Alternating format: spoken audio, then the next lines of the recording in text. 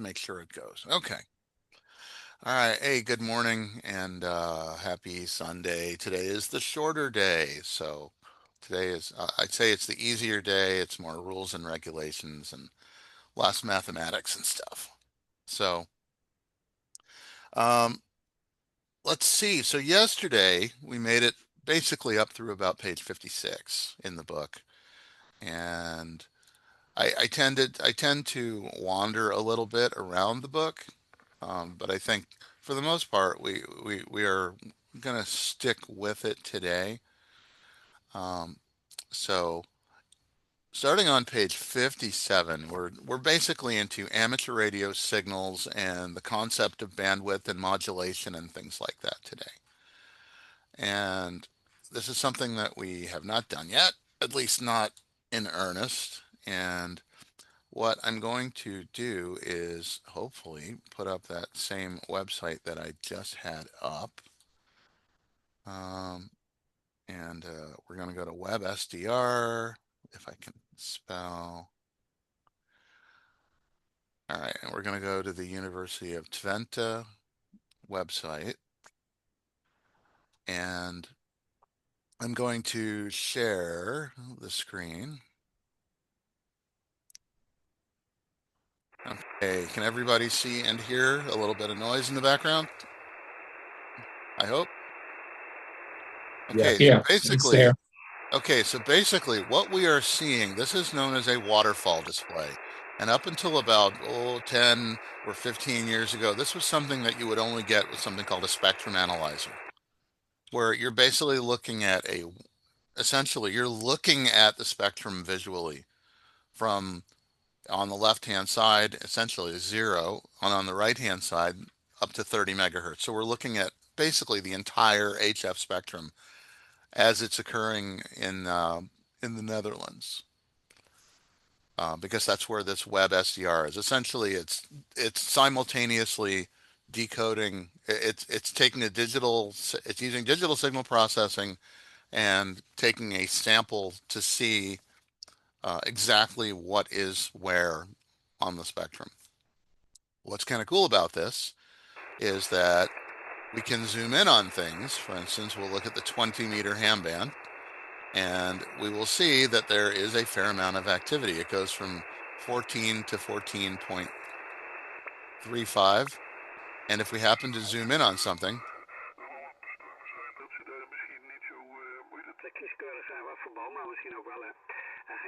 we can actually hear stuff. It actually decodes it in audio.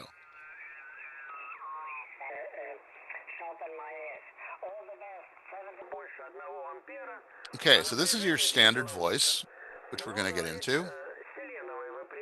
Now we're going to come over down to here.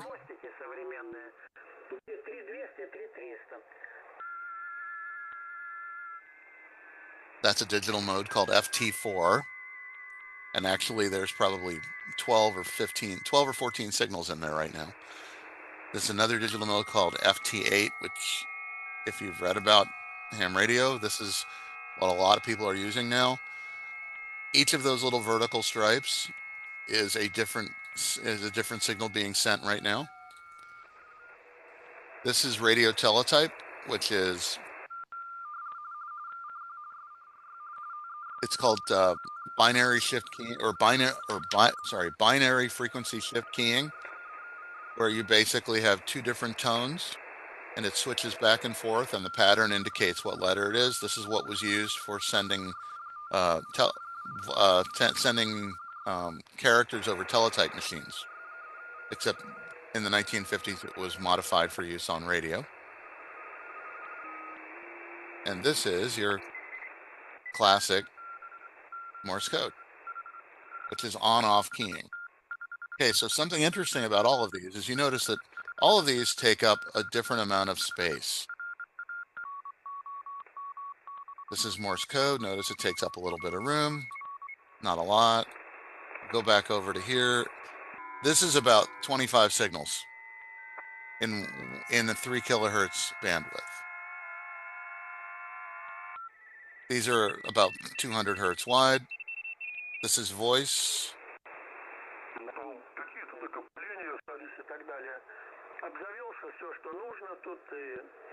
And notice one voice signal takes up that same 3 kilohertz bandwidth. So this is essentially looking at the concept of how much space is required to send information. Okay, so let me mute this. Okay, so we now have to deal with the concept of modulation. So what we're going to do is we're going to share, maybe. Okay. All right. I use Morse code all the time, by the way. And okay, so let's say that we are working on a frequency of, let's say, 10 megahertz. There's two ways to look at this. We have to be able to conceptualize this in two different dimensions almost. And let's say we're looking at a sine wave of 10 megahertz. What does it look like in time? It's a sine wave. And how many times per second does it make one full cycle? 10 million. 10 million. That's right. Because it's 10 megahertz. So it makes 10 million cycles every second. Now, the other way to look at this is, okay, so this is time. The other way to look at this is in frequency. If we look at a whole frequency chart from 0 to infinity hertz,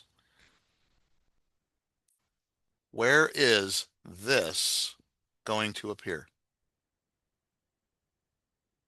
So we're basically now, instead of looking at it in time, we're looking at a map in frequency. I mean, almost all the way to the left, pretty much. Well, we're going to have a mark that says 10 megahertz, wherever it is. Is this a logarithmic scale?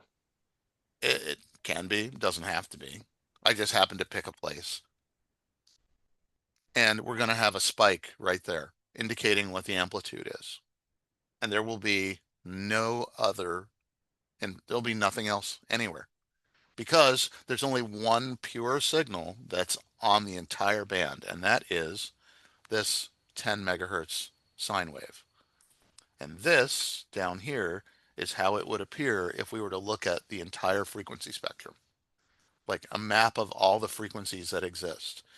If simultaneously there was another one that was 1 megahertz, it would look like this. That would be 1 megahertz. And there's no reason they can't coexist. Space is big, right? Okay, so where would I find that spike? All the way on left again. It would be to the left, and it would be at the Over 1 the edge of megahertz the, mark. yeah. And it would be a spike that looks like that. So so again, we have to work in two different domains. There's the time domain and the frequency domain. And it's important to be able to understand what's happening in both. These are actually connected by something called a Fourier transform.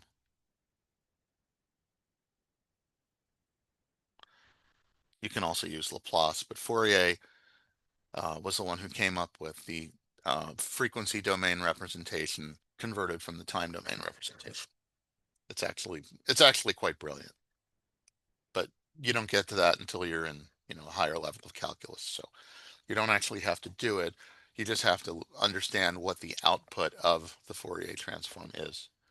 This is how all digital signal processing works, by the way. Okay, so now we're going to take that first sine wave, 10 megahertz, in time. So this is the time domain. But now we're going to modify this. What are some things we can change about a sine wave? This is open to everybody. What are some things we can change? Let's hear Amplitude. it. You can change its amplitude, which is its bigness, right? Okay, so we can change its amplitude. So let's say that we have something that looks like this at this frequency, but now we're going to change the amplitude. But keep the frequency the same. Okay, so we change the amplitude in time. We modulated Okay. it. To modulate something means that we're changing what it looks like based on something else. So this is the carrier frequency. And this is the modulation envelope. So we're basically taking one and multiplying it by something else. This really slow wave is usually many, many, many, many orders of magnitude slower than the carrier. And then they basically kind of ignore each other in a lot of ways. So this is the modulation envelope. And this usually represents voice or data or something like that. We're changing its amplitude, so we're modulating its amplitude. So this would be known as AM. And what does AM stand for? Amplitude modulation. Amplitude modulation. Okay. So now, if we were to look at the frequency domain, we have 0 to infinity hertz. What we would find is that we have, let's say, the 10 megahertz carrier. Okay. We have the 10 megahertz carrier, and as soon as we start to modify it by putting information on it, we do this with it. We start to develop these things called sidebands.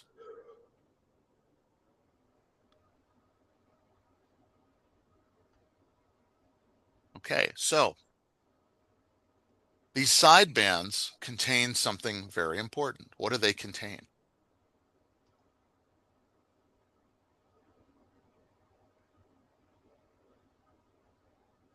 Is it harmonics? Nope. Okay. Sidebands contain information. An unmodulated signal has no information. If you think about it, what I'm going to do is I'm going to make sure that the sound is on. There we go. Musician's sound. Ready? Here we go.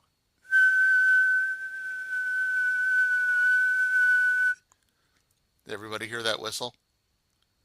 Okay, if I were to whistle like that and never stop, what would you know? What would it tell you? That you're there. That I'm there, and that's all. But how about if I could modify the whistle by going, and there was a code that you knew that if you heard something happen, it would mean something. So you heard that exact same pattern. What would it tell you? That something was happening. I obviously intended to say something, right? That's information. That makes the signal occupy space. That makes it take up bandwidth. This is bandwidth. So the carrier allows us to transmit something over the airwaves, and the modulation allows us to send information with that signal. Quick, stupid question. I don't know if it's stupid or not. So what you're saying, I think, is the modulation would be if the carrier was at 10 megahertz, it varies to 10.1 to 9.9 as the sound happens. Yeah. Basically, the modulation causes it to spread left and right. That So the is louder, the wider. often, yes. The fact that it is doing that indicates that there's information on the signal. You know, an unmodulated carrier will have no sidebands. It'll also contain no information. So, and this actually has existed since long before there was something called information theory.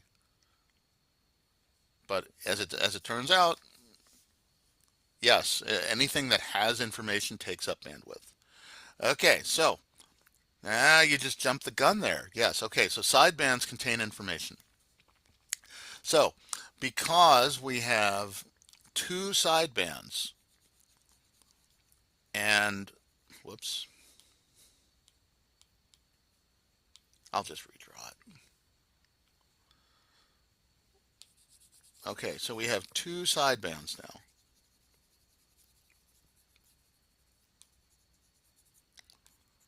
Jeez, it's really resistant to being erased.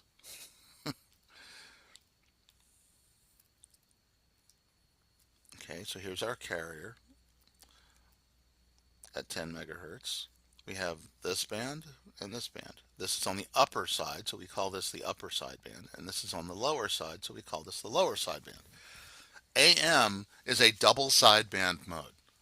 Well, as it turns out, because of the math, the upper and lower sidebands are basically, they contain the same info.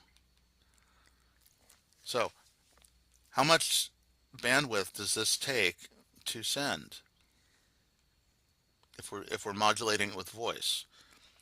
Voice typically contains about 3 kilohertz of bandwidth. Upper contains 3 kilohertz and lower contains 3 kilohertz.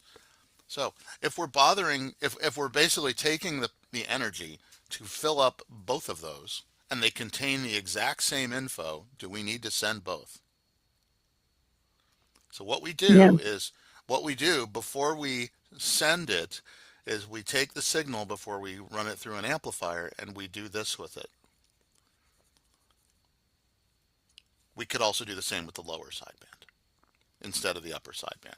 But essentially what we've now done is we've removed half of the power that we had to send because it contained duplicate information. And instead of being 6 kilohertz wide, how much space do we now take up? 3 kilohertz. 3 kilohertz. That's more efficient.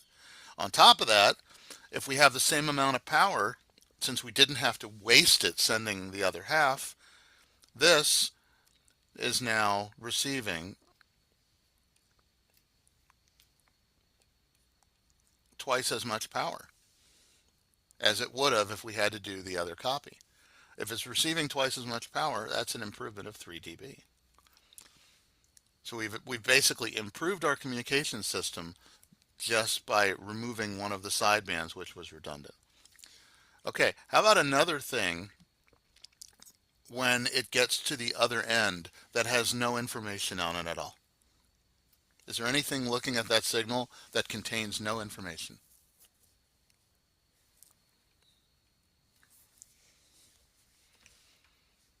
All the empty space.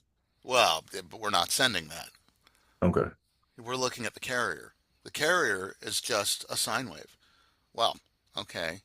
It's a little hard to conceptualize, but essentially what we are able to do is take this carrier and suppress it to the point where we don't bother transmitting it. And if we don't bother transmitting it, then all we're left sending is the sideband.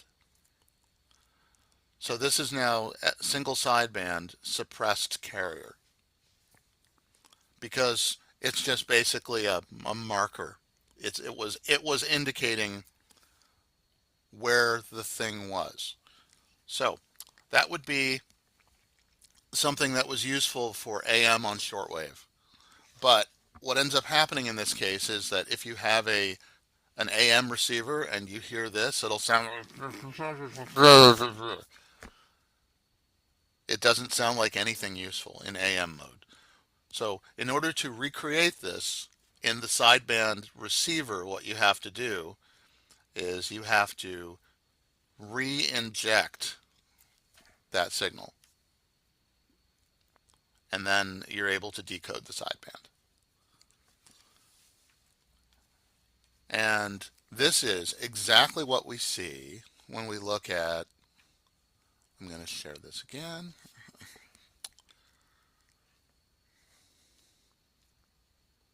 Come on, why are you fighting with me here? Unshare. Okay.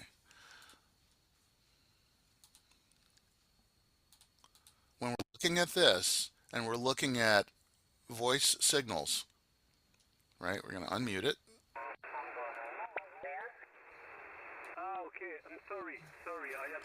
Okay, if this were, if there was a carrier being sent, see this line all the way on the left-hand side, this vertical yellow line, that is where the carrier would be. We would see a very, very, very bright line indicating that there was a lot of energy there. But notice we don't have any there. Essentially, in this receiver, what's happening is that we are re-injecting in the receiver itself a carrier right here, which allows us to then have a reference point so we can decode all the voice. Now, the thing that we lose is that since we're re-injecting it, we could put it in the wrong place. If we put it in the wrong place,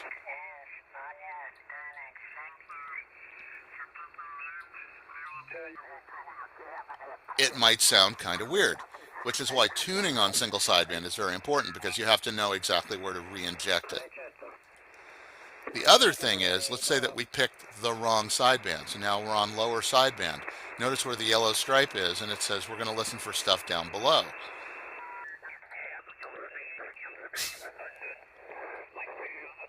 This would be inverted speech. We're listening to it the wrong way. The other thing is we could put it in AM mode, in which case we are not re-injecting. We're not re-injecting the carrier, and you can kind of sort of understand it. But if you're a shortwave listener, for instance, and you hear signals like this when you're listening to shortwave stations, you're basically listening to sideband without having a beat frequency oscillator generating that sound. You're not re-injecting the signal properly. Okay, so those are amplitude modulated signals. Now we're going to jump to a different type of signal. We're going to jump to something like this. I like blue today. Okay, so we're going to have a frequency thing. And how many frequencies are in there? Let's call it 10 megahertz. What other frequencies exist in there?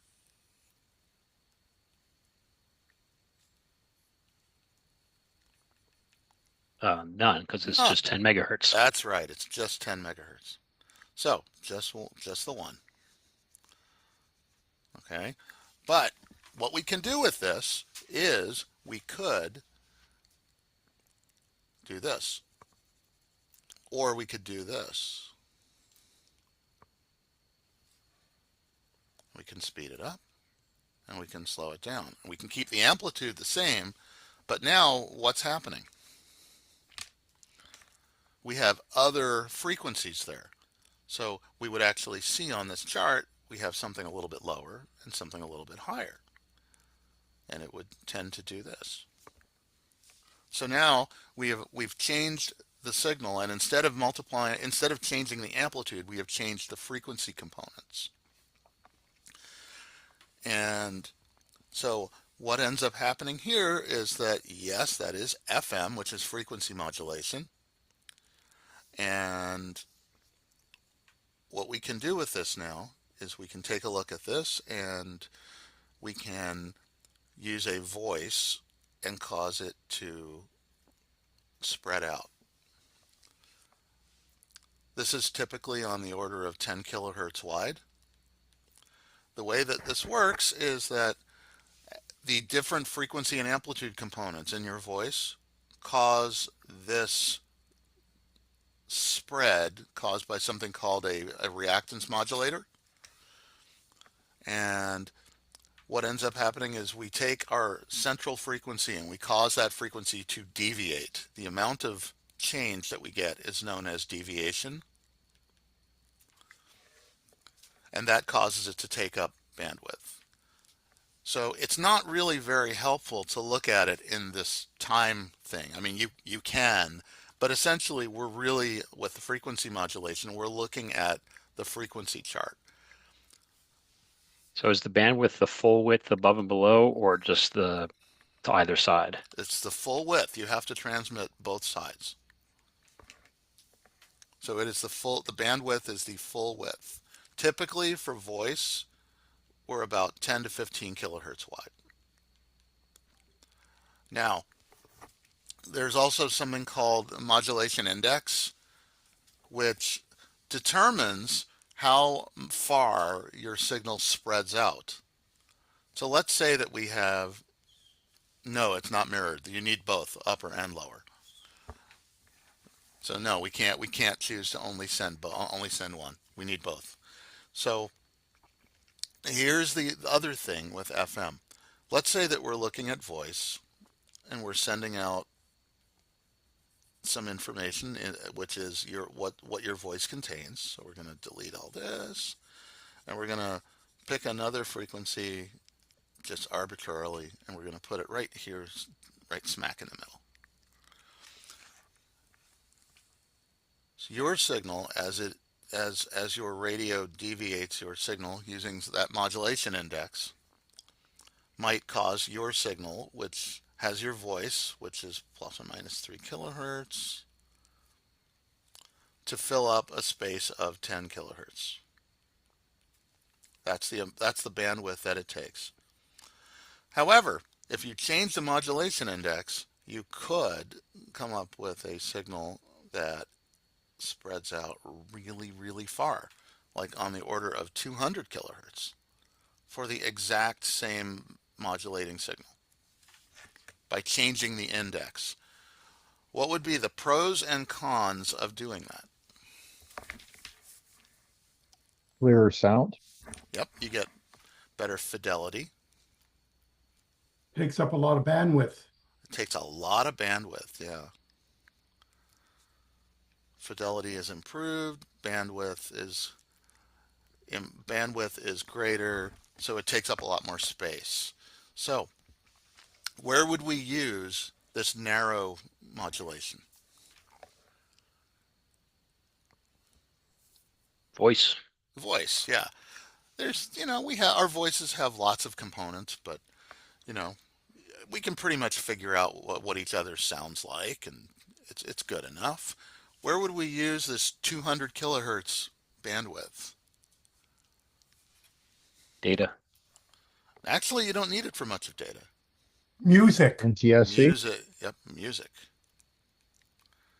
And for TV audio, because you might be transmitting music, you don't want, crappy fidelity when somebody's watching TV or listening to the radio. So if you're on FM radio, for instance,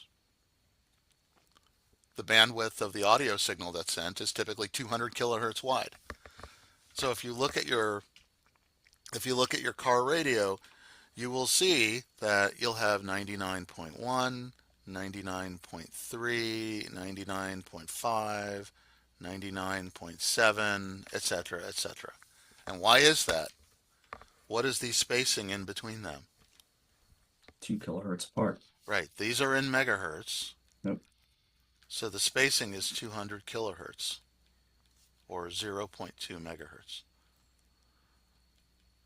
Because each of them goes from halfway down to the next one. Each one has a 200 kilohertz wide block available to it because it's transmitting in high fidelity. So why do we not use this kind of modulation on the AM bands? Because the AM bands, it goes from 0.5 to 1.7 megahertz. If each of those were 200 kilohertz wide, we'd have 0.6, 0.8, 1.0, 1.2, 1.4, and 1.6. And how many AM channels? How many frequency channels would there be? 6. We'd have 6 channels on the AM radio. That's it. There's no reason it couldn't be done, but there's no compelling reason to do it because it's terribly inefficient. I mean, who wants to have a 6-channel radio, right? So that's why we don't have that. That's why there's not high fidelity FM on what we consider to be the AM radio band. It's just, there's no point doing it.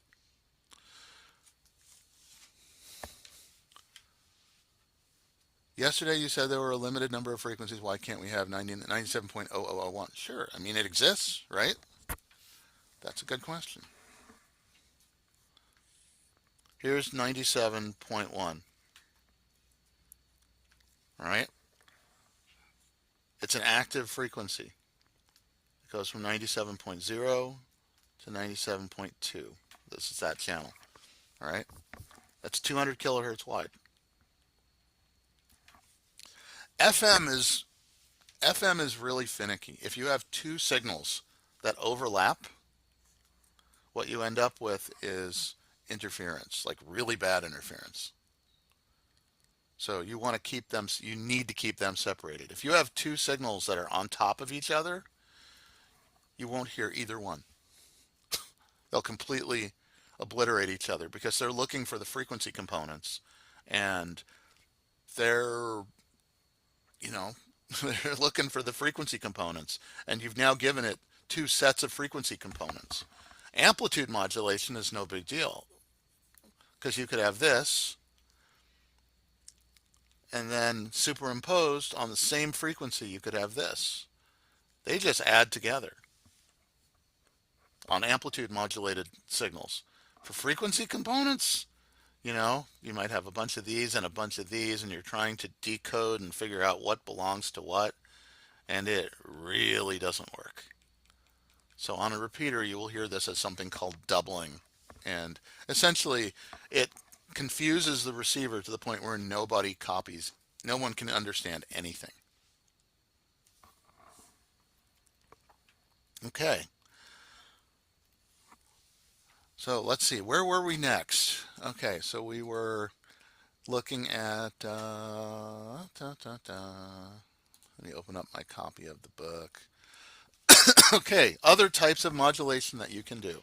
And it may seem that we're spending a lot of time covering modulation, but modulation is very important because it determines how we can send information. So here's another one. Here's a sine wave. That's a carrier. What's another thing that somebody said that we can change? We already changed the amplitude. Shape of the wave? Yep, we changed the amplitude and we changed the frequency. If we change, if we change the wavelength, we change the frequency. Phase. We can change the phase. Okay, so it is important to now go back and draw our circle. How many degrees are in a circle? 360. 360. Okay, so we start at 0. 0 is represented by there. We're considering this to be a sine wave, so we're going up and down and up and down. It's vertical displacement. So it goes up to the top and then down. So we have 5 points of interest, 1, 2, 3, 4, and back to where we started. Okay, so this is our 0 degree mark, and this is our 360 degree mark right over here, which is basically just a repeat of the same thing. Here's our 180, and here's our 180. Okay, so what we do with this sine wave now is we can, because it represents a place on the circle, the angle of the circle, so we could pick a place which is like 64 degrees arbitrarily. We'll use a different color. That would represent this particular spot. What if we had a modulation technique that was basically looking at this and it spontaneously said, you know what, when I get an interesting piece of data, I'm going to advance this by 90 degrees. So it's going to go 90 degrees forward and go to 154 degrees. That would be represented on this graph by a jump to right here. So if I were to plot this in time, because that's a spontaneous jump, I would see this. It would get to here and then suddenly come down to here and then continue on as if nothing happened until there was some other reason. It never made it to the top because it was told to jump from one phase to another. In other words, it never got to finish. We are modulating the phase of the signal. This is known as phase modulation, or PM. And some handheld radios, in addition to FM, they actually use phase modulation to modulate a signal. So we can actually use this in multiple different ways. We can do a 180-degree shift, which would be binary, or BPSK. We can use 90-degree, which would be quadrature phase shift keying, because there are 4 quadrants of 90 degrees. We can do an 8 PSK, and I mean, there's an infinite number of different options that we can do. Depending on the direction and the amount that it shifts, that determines what the data is. We can use that to encode information. We can use this for analog signals. We very frequently use it for digital encoding. So if we have, for instance, a system that allows us to, let's say, do quadrature, which would be 4 different signals, we can go a change of 0. That means nothing happened. We can have 90 degrees, 180 degrees, or 270. Those are all possibilities. Well, these can actually mean something. We can have this one say that we had a value of 0 and 1. 2 different bits changed at the same time.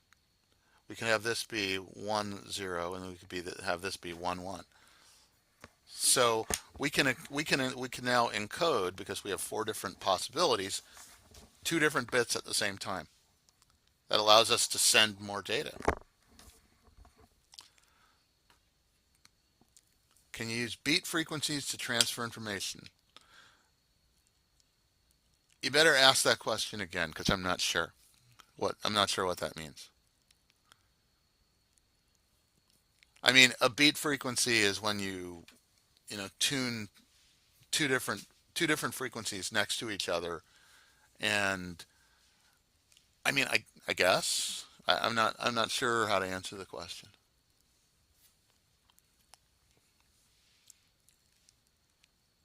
Okay, so when I see it come back up, I'll try to answer it. Okay, so that's phase modulation. And that's often used in digital communications. So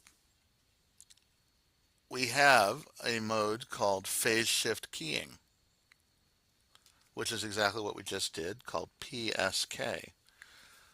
PSK actually works really well because there's a mode called PSK 31, for instance, which has a bandwidth of roughly 31 hertz and is fast enough to allow somebody to basically type and have a signal sent over the airwaves.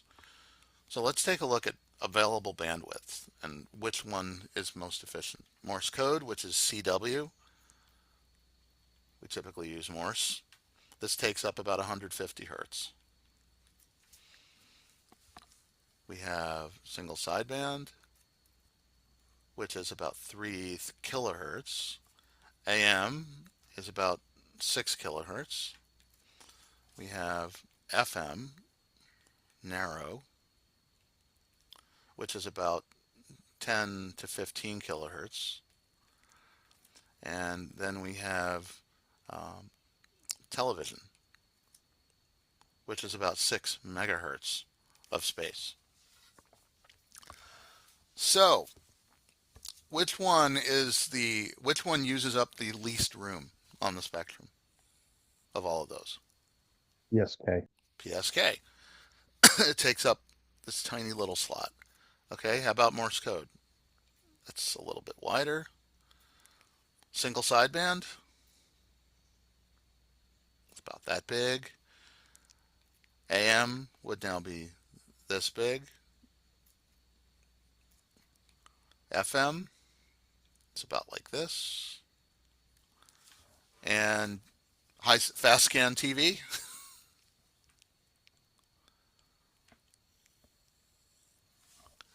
And it extends way, way beyond because it's 6 megahertz wide. And there are other modes as well. I mean, this is just, a few of them, like FT8, that takes up about 50 hertz. FT4 takes up about 70 hertz or something like that. But those are all narrow. They all fit within a particular band. Okay, so why is it important to know how much bandwidth is taken up? What are we trying to conserve? So we're going to just put in one AM signal, 6,000 hertz wide. All right, Morse code takes up 150 hertz. How many Morse code signals can we fit in there?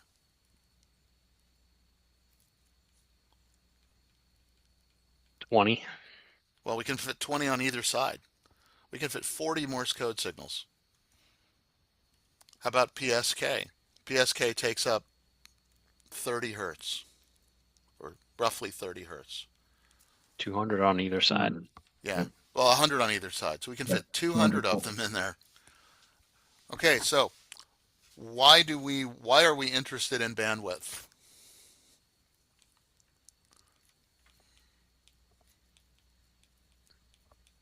So you can have more frequencies or channels, or it will impact your ability to how many frequencies and channels you can have over a certain band. Yep, which means the number of people who can use it, which means the amount of information that can be sent over a period of time. Bandwidth is a valuable resource. That is why there are always battles over frequency bands. And it's particular on the microwave bands because everybody wants their bandwidth. Everybody wants more bandwidth. Everybody wants to be able to provide their people with higher speed data communications. The more information you send, typically, the more space it takes up. That is a fundamental fact. The more information you send, the more bandwidth it consumes. So the reason that music on FM radio takes up 200 kilohertz is because all those little nuances that you're hearing in the audio, they are being sent. If you compress that down, you'd still hear music, but it wouldn't sound very good. So basically you get what you get what you pay for. If you want a lot of bandwidth, you can send a lot of information. If you don't want a lot of bandwidth, you can send only a very limited amount. Okay. Let's see. Moving right along. Amplitude modulation. What do we typically use? Where? Okay, this is a kind of an important distinction. Okay. We typically use the most efficient way of communicating possible, wherever we are. So, okay. So for VHF and UHF voice, that would be frequency modulation or phase modulation. For VHF packet, this is basically data over a voice channel. Since it's a voice channel over FM, we use FM or phase modulation. Amplitude modulation, we covered that. Okay, for weak signal, which is essentially looking for signals that are just above the noise, we typically use single sideband on VHF and UHF, as opposed to FM. FM is, again, a bandwidth hog with higher fidelity, but if we're looking at FM also has something called a capture effect. A signal has to be at least a certain amplitude to actually be heard. Otherwise, it's just noise. With single sideband, you have a little bit more, I'll say a little bit more clearance. You have a little more grace in listening to a signal. A signal can be weaker and still be able to be heard. On 10 meters, on VHF, on UHF, we use upper sideband. Interestingly, if you look at the frequency chart, there's a breakpoint at 10 megahertz. Everything above is upper sideband and everything below is lower sideband. So if you're studying for your general test, 10 megahertz is the breakpoint between upper and lower sideband. Digital signals are usually sent using upper sideband just by convention. Okay, FM, again, this thing called the capture effect also leads to two signals. If they come in at the same time, you basically obliterate both of them. Okay, NTSC is fast scan TV. CW is continuous wave. It's what we use for Morse code. Morse code is the encoding scheme that we use. Okay, an electronic keyer, for those of us who do a lot of Morse code, an electronic keyer allows us to send data electronically using an electronic device, so we don't have to pound out every little dit and da. It sends a string of dits and das for us. So basically what you type in a message in a keyboard and then it converts it to the dots and dashes. That's another way of doing it. Yes, I've done that too. It allows you to go even faster. A keyer basically is a pair of paddles. You hit one paddle, it sends dits, and the other paddle sends das. Digital communications modes, packet radio, that's basically data over a voice channel. IEEE 802.11 is Wi-Fi. FT8 is a digital mode that sends canned messages that works really well over long distances. We use it a lot for moon bounce. We use it a lot for very weak signal work. Packet radio has a checksum, which basically looks at the data being sent and says, was that even close to correct? If it wasn't, then it says, ARQ, I want it again. It contains a header because it's digital and it's used for traffic and message handling. Once it's in the system, it has an address that tells it where to send it. APRS is the Automated Packet Reporting System. This is a hybridization of packet radio, which again is digital, and the GPS system that allows you to send positional data and then put it on a map. And one of the places that you get that is aprs.fi, and hopefully this comes up. APRS, here we go. So all of these dots that you see are stations that are reporting via the automated packet reporting system. They can report weather. Anytime you see like a moving car, it tells you how fast it's moving and in what direction, what its GPS altitude is, and things like that. Here's another one. We also use these for tracking weather balloons and for, let's say, oh, look, somebody posted a fire. So this is basic. Oh, there's somebody driving down I-5, 66 miles an hour. So essentially, this is a automated packet reporting system. It basically looks at all the information that's being received, figures out where you are, how fast you're going, what you're doing, what your altitude is, and spits out packets every few seconds over on a frequency that are then picked up by other stations, which are then consolidated and sent to this big worldwide map. Pretty cool application. Okay, so that's APRS. Type of data, it's weather, text messages. We can actually send text over APRS as well as GPS. PSK is phase shift keying. We covered that. DMR is digital mobile radio. This is basically a way of sending two digital voice signals over one repeater channel. Nice thing about that, two signals in one space. It separates them by time slices. So one group has the A side and one group has the B side, and they never conflict with each other, which means you can send two complete voice signals over one repeater at one time, doubling its bandwidth. WSJTX, this is the software suite that runs the FT8 software. So we use it for a lot of different things. FT8 is a digital mode capable of low signal to noise operation. Okay, a mesh network. I know we had some people here who were dealing with mesh. So a mesh network, you can have something like the 915 megahertz 915 megahertz unlicensed network that's out there, which I cannot remember the name of right now. Meshtastic. There we go.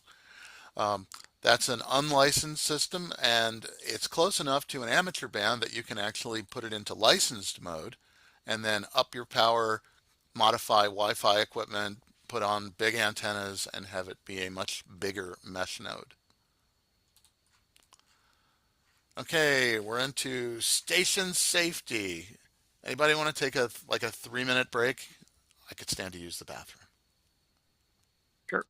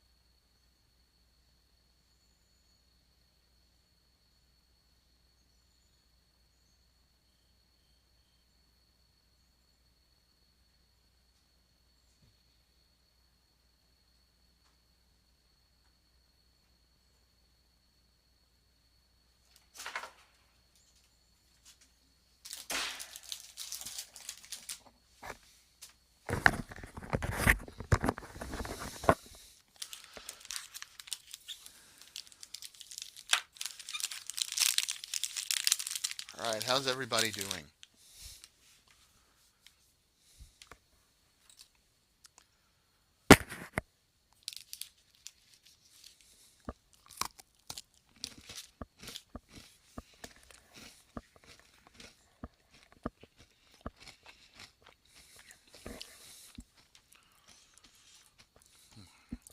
I got a question for you. Okay. The different modulations, do they change the load on any of the equipment? They do. And so we can talk about that right now. Oh, okay. Okay, so let's take a look at exactly what you're asking. So this is Morse code.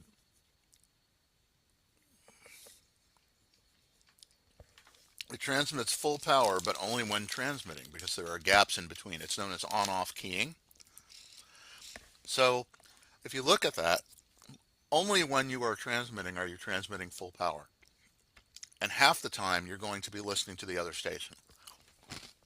So let's say when you're transmitting, it's a 50% duty cycle, which means you're on 50% and off 50% because you're leaving spaces. Then the other half of the time, you're listening.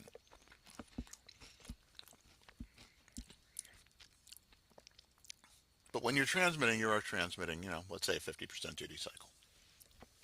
Overall, you're transmitting only 25% of the time. If you're doing let's say, voice, which goes like this, bigger, louder and quieter and louder and quieter. Oh, somebody's drawing. Mike, stop drawing.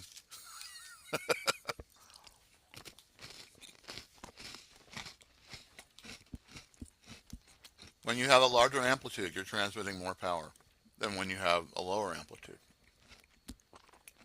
So it might be that your average power that you're transmitting when you're transmitting is only 30% of maximum.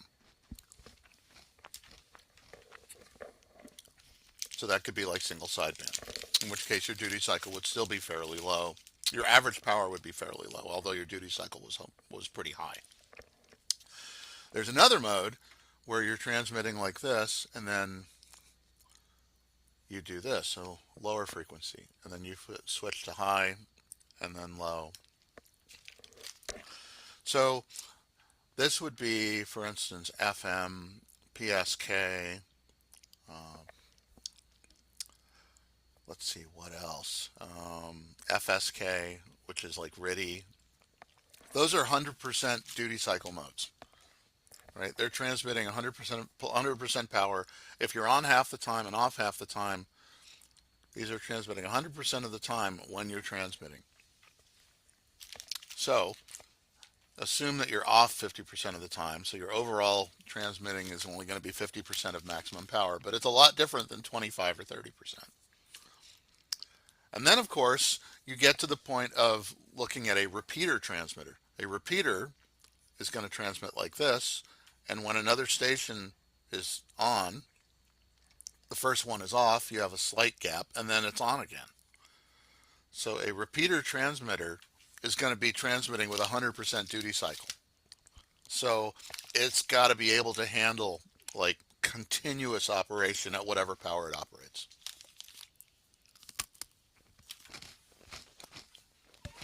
Yeah, did that answer the question? Yes. Okay, good. And that's why a repeater transmitter, it's very hard to use, an amateur piece of gear as a repeater transmitter. You really want commercial gear because it's designed to run 100% duty cycle. Okay, so now we're into safety. A lot of ways to kill yourself using radio, using electronics. High voltage. I will do it every time. But it's not the voltage that kills you, because if it were, every time that you walked across the carpet and gave somebody a shock, you'd die. It's not high voltage that kills you. It's current that kills you. Current goes through your current that goes through your body disrupts your heart rhythm, disrupts your cell rhythm, disrupts your muscles. Basically, we're electric beings. All of our signaling internally is done by electric signals. If you run current from one place to another, it gets in the way of the signals that are normally supposed to be there, and then you end up with like heart defibrillation and stuff like that. Which is exactly why somebody can shock a heart back into rhythm using a defibrillator. But it has to be done at the right time. Okay, we have 3 wires. Hot, neutral, and ground. Hot is the black wire, neutral is the white wire, ground is the green wire. What's a good way to guard against shock? 3-wire cords and plugs. Ground, ground, ground. Ground everything. And mechanical interlocks. So, there's a couple of ways to die. Again, voltage does not kill you. Current kills you. If you happen to be, let's say, standing on a wet floor and you touch something that's not that high of a voltage, you can still have enough current go through you to kill you. 120 volts can kill you very easily. If you're well insulated, let's say you're a lineman and you're in a bucket you're on in a bucket being held by a helicopter with a fiberglass rope or something, and you don't have any insulated tools, you can actually physically grab on to a 300,000 volt line and not die and do all your work because there's no path to ground. There's nowhere for current to go. So again, it's the voltage. The voltage does not hurt you. The voltage, if you are if in the wrong place, can generate current, and the current is what kills you. The point in there about was it a common ground for a station? Is that simply just plugging into your three-pronged outlet in the wall, or is that you're talking about something else? Like I think maybe yesterday you were talking about grounding for antennas. Well, grounding for antennas, that's RF grounding. We're getting to that. We're talking about safety ground right now. A fuse is designed to prevent overload, current overload, keep your place from burning down. It should always be in series with the hot conductor. What color is the hot wire? Black. It's black. That's right. The hot wire is the black wire. Okay, why should you never replace a 5 amp fuse with a 20 amp fuse? Because somebody decided that a 5 amp fuse through engineering and best practices was the right fuse. If you replace it with a bigger one that fits, you allow more current, you burn your house down. That's why you never put a penny in the fuse box. People do that. People have done that. People have burned their house down that way. What hazard exists in a power supply after turning it off? Same thing with old computers, old monitors, old TVs. Capacitors can store large amounts of charge at high voltage for long periods of time. A TV tube, an old school TV tube, can remain charged up for years with 20,000 volts. 12 volt storage battery. 12 volts is typically not enough to electrocute a person. However, what happens is if you overcharge or over discharge a 12 volt storage battery, it generates hydrogen gas. If it's vented and it happens to be near where you are and you're trying to recharge it and you generate a spark, you get an explosion.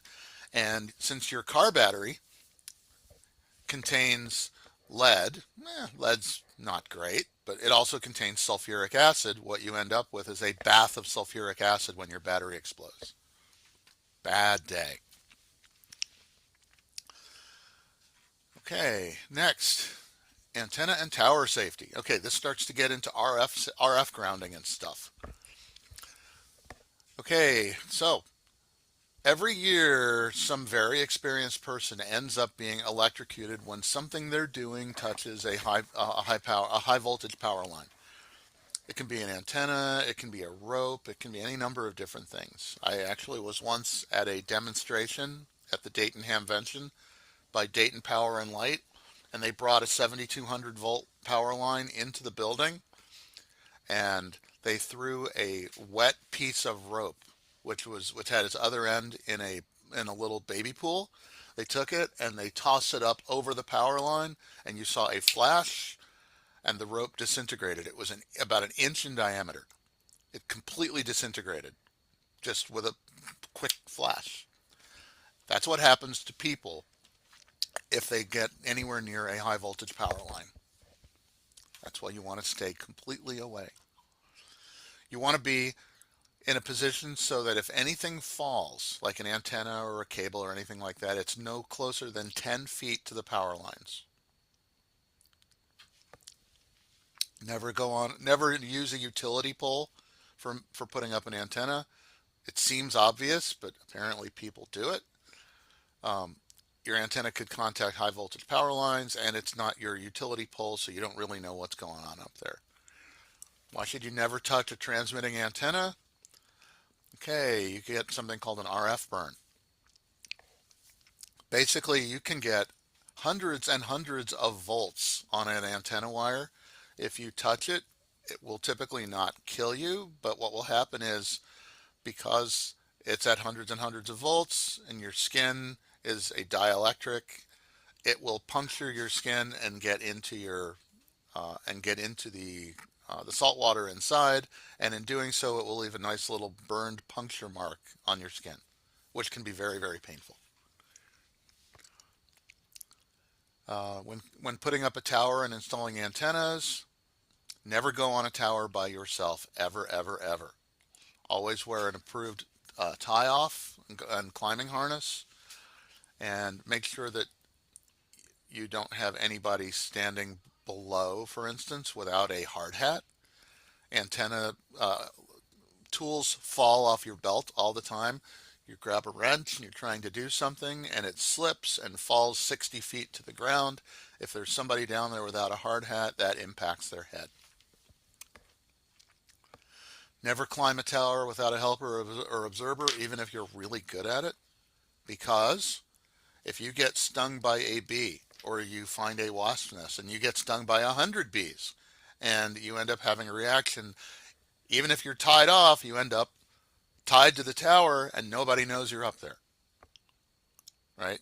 You end up having a heart attack or something. Nobody knows you're there and no one will come to help you. Never climb by yourself. When using a crank-up tower, make sure it's retracted, or if it is extended, make sure that all the mechanical safety devices are in place. Crank-up towers are great because they can get to really high heights and they can be really low to work on, but they're typically very complex and expensive and you need to follow guidelines when working on them. A turnbuckle is something we use to tension a guy line. If you've ever put up anything up in the air, you typically will put 3 ropes or 3 wires to keep it from moving around. Those are called guy lines. In order to tension that, in my case, sometimes I'll use a knot. If it's a more permanent installation, you'll typically use a metal guy rope. The metal guy rope will have a turnbuckle that you can rotate to tighten and loosen it and change the tension. These things in the wind tend to vibrate a lot, and those will cause the turnbuckle to loosen. So we put a safety wire through it so that it keeps it from loosening up. For that extension tower, what frequency bands is that typically used for? Is that just for HF or? It's used for anything. I mean, it's think of it as an artificial tree. Got it. 72-foot tall artificial tree. You put whatever you want on it. Just got to make sure that it can handle the wind loading, and if you're talking about putting up antennas and you're talking about putting up towers, then you start to get into the physics of wind loading and weight. The actual weight of the thing, which is usually straight down, but then you start dealing with bending moments, and if you get a 50-mile-an-hour wind, even a few pieces of aluminum up in the air puts a very big lateral force at the top of the tower, which is why it's important to guy it properly, because you get something that's vertical and then you put a big force on it and the whole thing bends and crashes to the ground. So proper engineering, and there's a lot of there's a lot of science involved in putting up a tower without having it fall down. How would you protect from thunderstorms? We're getting Or to you that. just disconnect it? We're getting to that right now. Okay, which of the following establishes grounding requirements for an amateur radio tower or antenna? Okay, local electrical code. Do what the electrical code says. The proper method for grounding a tower. Separate 8-foot ground rods for each tower leg bonded to the tower and to each other. What is the point of doing grounding for a tower? Joseph, you just said it. So you don't blow things up. You don't blow things up when it gets hit by lightning. Exactly. Ground wires. Okay, some things about lightning. Lightning has an immense amount of energy, an immense amount of voltage, can generate an immense amount of current. You want to not have lightning try to find a path. You want to give it a path to ground.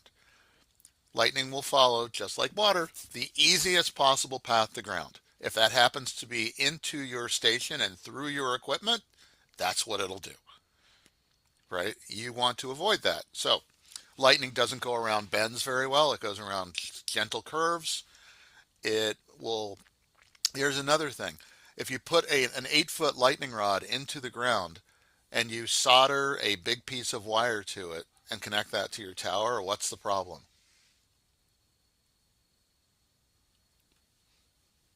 How hot is a lightning strike? Super hot. What'll it do to the solder? Melt it. It'll Well, melt it. melt it fast enough. It'll melt. Oh, yeah. Oh, yeah. Yeah, you won't have a connection very long. So that's why we don't do soldering. We weld stuff. If there's something called uh, who's done the little bomb welding? Thermite. We do thermite welding, and we do a lot of mechanical stuff where you basically have like a big heavy clamp because solder will be destroyed in milliseconds, and then you won't have a connection anymore. All external ground rods and earth connections get bonded together with a heavy wire or conductive strap. Okay, so let's say that you are unlucky enough that your antenna, not the tower, but the antenna gets hit. All right, so you have your beam antenna that looks like this. Here's the cable coming down, and here's your unfortunate radio inside your building. So your antenna got hit. You somehow want to make sure that the energy that is now traveling through your coaxial cable doesn't go into your building, and instead it goes down to a spike driven into the ground. So what we do at that point is, with that no, the SWR thing will do nothing to protect you. Nothing.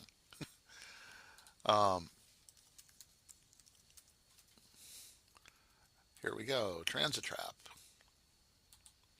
We're going to look at a transit trap.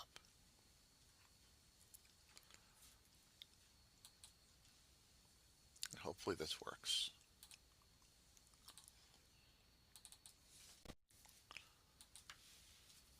Okay. This is a lightning arrestor. What it does is, inside this is a gas-filled tube that above a couple of thousand volts will cause the gas in the tube to ionize, at which point it becomes conductive. Normally, there's not enough voltage to make it happen. But if there's a lightning strike, that will cause the gas inside the tube to ionize and then shunt the power to a bolt, which is then shunted to a plate, which is then shunted down to a spike driven into the ground.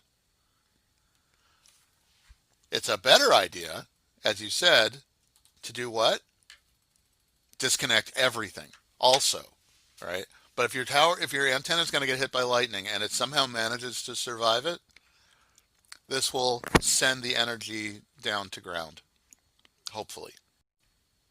Is that fairly a common thing that happens and it just self-recovers from that?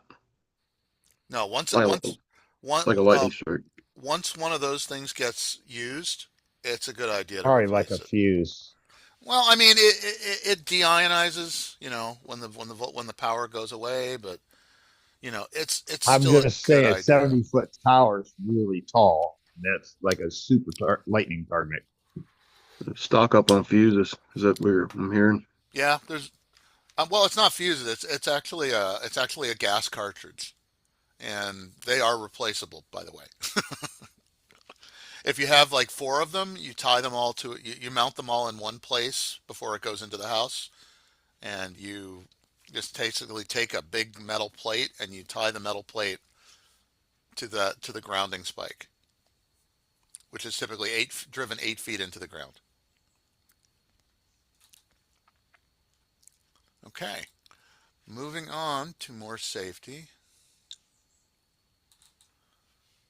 Here we go. RF hazards and radiation exposure. Okay, this is really actually very important. So, X-rays. How are X-rays different from radio waves? This goes back to what we talked about yesterday. Somebody tell me how X-rays are different from radio waves. It's a lot higher frequency. Yep, and because it's a lot higher frequency, a lot higher what?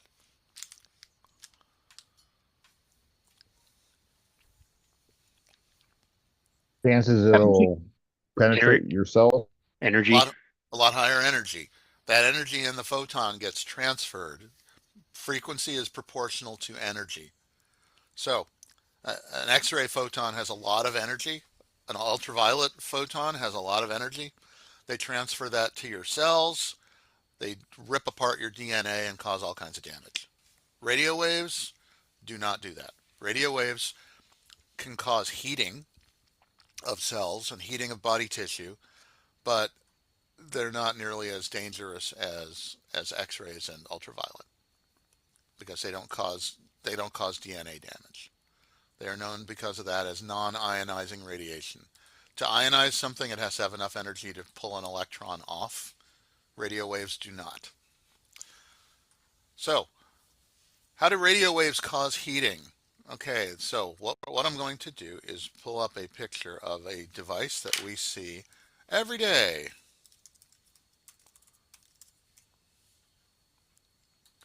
All right, you may even have one in your house.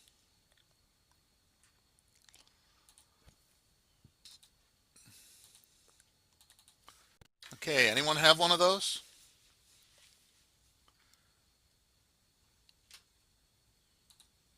Anyone Yep. Oh have? yeah, definitely. Okay, what is that? Microwave. Okay, what actually is it? Radar. Water heater. Microwave transmitter It's a microwave transmitter. Yes. Okay. with a magnetron. Yep. Typically at about 2450 megahertz, or it's about 2400 megahertz, 1.2 kilowatts of RF. Okay, take a look at those numbers for a minute.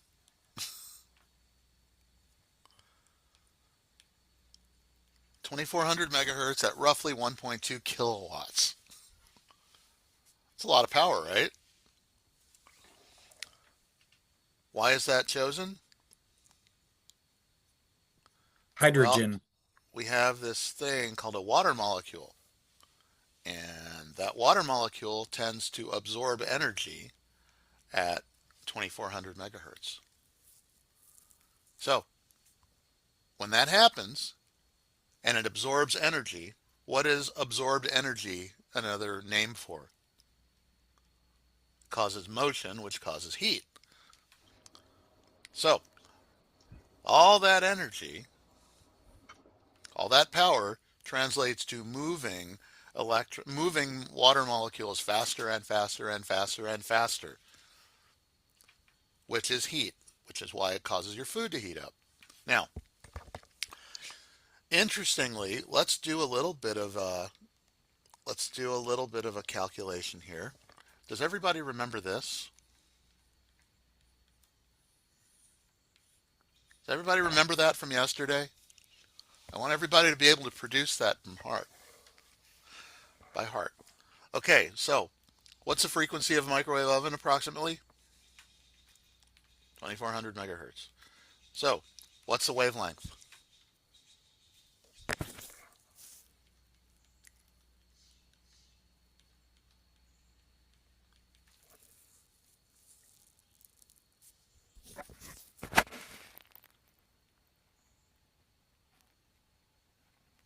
So what, 1/8 of a meter? Which is about 12 centimeters, which is about 4.5 inches. Okay? If you were to look inside a microwave, you would see that there's like a cavity and there's a klystron or a magnetron that generates RF energy, and it basically connects to this port. So inside the microwave oven, what you basically have is a resonant cavity where you have zero voltage on the sides, on the edges, and you have waves that are 12 centimeters long. And the voltages have to be zero on the edges. This is a resonant cavity, which is why microwaves are only a certain set of sizes, because waves have to fit completely within them. So, what do you notice about these certain points, like right there where my arrow is? What's the voltage right there? That's a 0, right? Okay, if there's no voltage, how much current gets moved? And there's no None. power. There's no power right there. So what happens if you have a microwave oven without a turntable?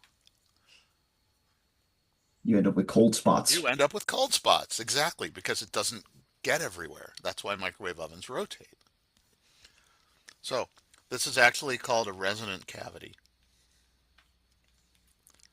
If you like working with microwave radiation, we have lots of frequencies up in the microwave range, and you can deal with waveguides, and yes, it is a standing wave, exactly.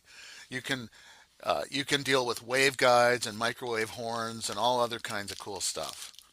There's lots of room for experimentation up in the microwaves if you want to get into that. And guess what license allows you to do that? That would be a technician license. So that wave doesn't move. It's always in that thing, and the food runs into the wave. Well, I mean, the wave basically, if you think about it, think about what a guitar string looks like, right? A guitar string looks like this as it oscillates back and forth, and it goes back down. It has the center point. Here are the end points. It will always oscillate up and down between the 2 points. So that'll be a play at this spot right here in the middle of that wave going up and down. You'll have maximum energy transfer. Yeah. And the thing is that that cavity, that microwave cavity, like that, it needs to have think of it as like it'll have nodes, which are zeros, and it'll have maxima, but it's actually waves in 3 dimensions because they have to fill that whole space. And they have to have, the front and the back have to be at 0 volts. So those have to meet a certain, set of criteria, which is that an integer number of half waves has to exist in there. The same thing So for that's the why it sides. sparks if someone puts something metal in there. That's why in it the wrong sparks. spot. That's why it sparks if you put metal in there. In the wrong spot. That's right. If you've ever noticed, sometimes microwaves will actually have they'll actually have a metal tray, right? Some microwaves actually have a metal tray. The reason they can get away with that is because they know that that's at a dead spot. That's at a 0. There's no power transfer. But if you put a piece of aluminum foil in your microwave, you will see a nice light show before your microwave blows up.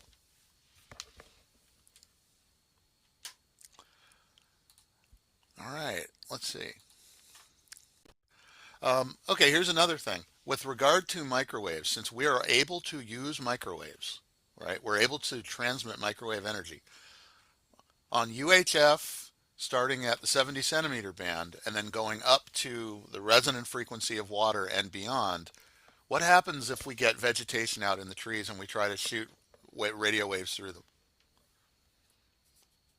It gets cooked. Yeah, it gets cooked. So what happens to your signal?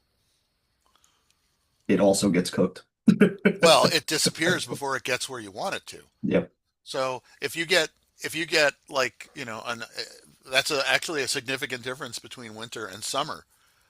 A radio path that exists and works well during the winter, as soon as the trees have a lot of leaves, doesn't work anymore. Because UHF and microwaves tend to get absorbed and bounced around by leaves and vegetation. Same thing on a foggy day. What happens to your, let's say it's raining really hard, what happens to your satellite radio? Those of you who have satellite radio in the car. And it goes away. Why does it go away? Because the microwave energy gets absorbed by all the rain. Exactly. Yep. So we can play with all of this and experiment with it. Okay, we're now into ensuring that no person gets exposed to RF energy above certain limits. Okay, so we're going to stop a share and pull something up right now, which is it's a hint link power density. There are actually multiple different calculators out there. I happen to like this one because it works and it's really easy to use. So the FCC has Bulletin OET 65, which is a very technical bulletin. It basically says that certain people absorb energy at certain frequencies. These are the safe limits for people who know what they're doing and for people who don't know what they're doing, that they don't know there's even anything going on. So it's actually a quite complex table. The calculations can be complicated. This and a few others out there are very, very good little simulators and calculators for figuring out, okay, well, what's happening? Is this safe? So somebody pick an average power at an antenna. Somebody give me a number. 100 watts. 100 watts. Okay, that's an average power. That's time averaged and also looking at the duty cycle of the transmitter. So it's 100 watts average. So maybe it's a 400 watt amplifier used 25% of the time on a full duty cycle mode. Okay, what kind of antenna do we have, Joseph? The Yagi antenna. Yagi. Okay, so let's say we're at 7 dBi. Let's say we're at 9 dBi. Okay, and we want somebody to be within 15 feet. Oh, sorry, 50, meters. So about 5 meters, and we're operating at, let's say, 144 megahertz, which is a 2 meter band. And go. Okay, so you actually picked a really good one, because this basically says for a controlled environment, which means I am limiting the number of people who are able to go in there, and everyone who is in that area knows what's happening. The density is 0.64 milliwatts per square centimeter. The limit for that environment where everyone in there knows what they're doing is 1.01. So that is safe according to that frequency and that antenna selection and that power level. However, for an uncontrolled environment, notice that it's about 1/5 the limit. That basically is you have an antenna on top of a building and there's no signage and people can just walk by along the street and be irradiated without knowing. That basically says that in that situation, it is not safe, which means you put up fencing or you raise it up higher or change something about it to keep people who don't know what they're doing and are just passersby out of that danger. Anytime you put up a piece of equipment, you're supposed to do this. Anytime you change equipment in a station, change an antenna, change feed line because it's more efficient, you're supposed to go through and redo calculations to make sure it's safe. That's actually part of the FCC rules.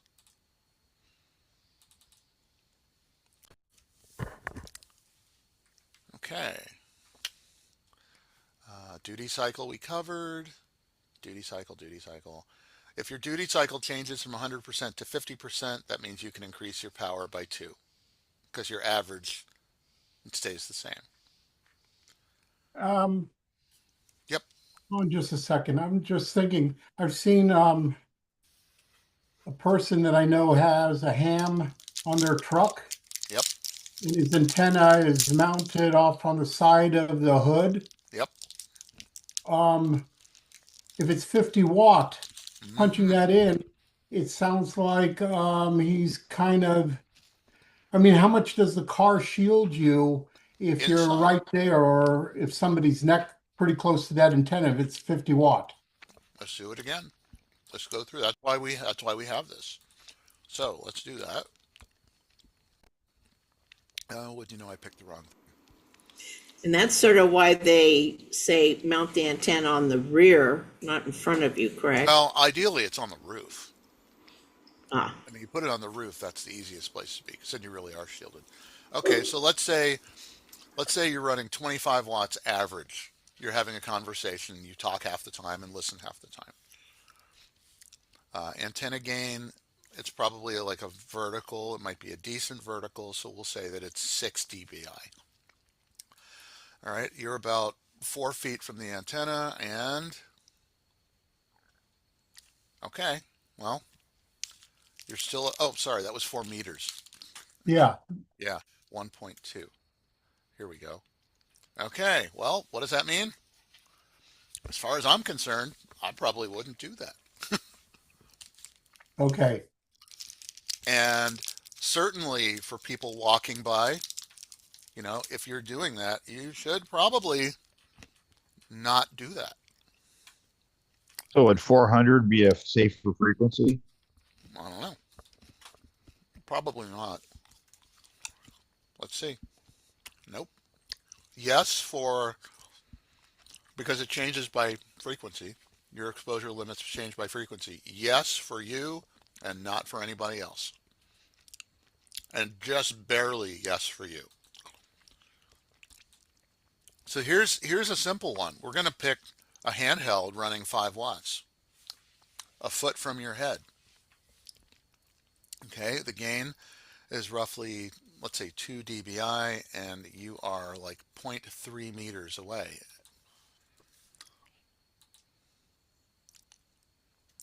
So it is just barely safe for you and not for anybody else. But not anyone else is going to get that close to you.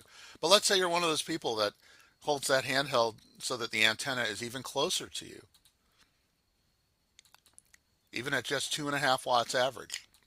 So personally, I like to run lower power whenever possible for this very reason. No one's really sure what damage it can cause, and it's obviously dependent on the amount of time that you do it. That's another reason why it's important to understand what's going on. So that cell phones, when they were bitching about that 10 years ago, the 3 watt ones, they actually had a They had a complaint. real, yeah, they had a real reason for it. Absolutely.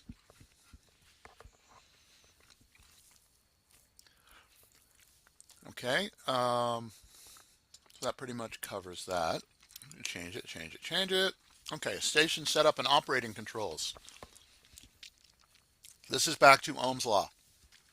So we're going to cover voltage drop with this and efficiency and stuff like that, and then making connections. So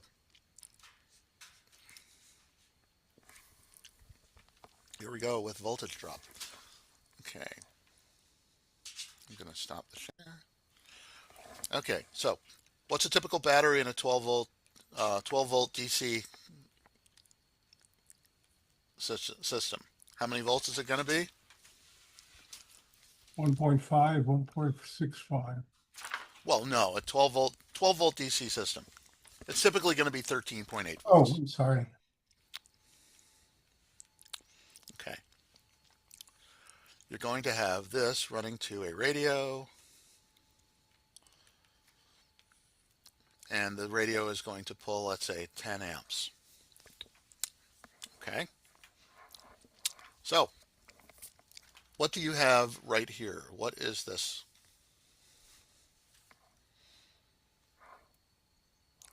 I think that would be wire, right?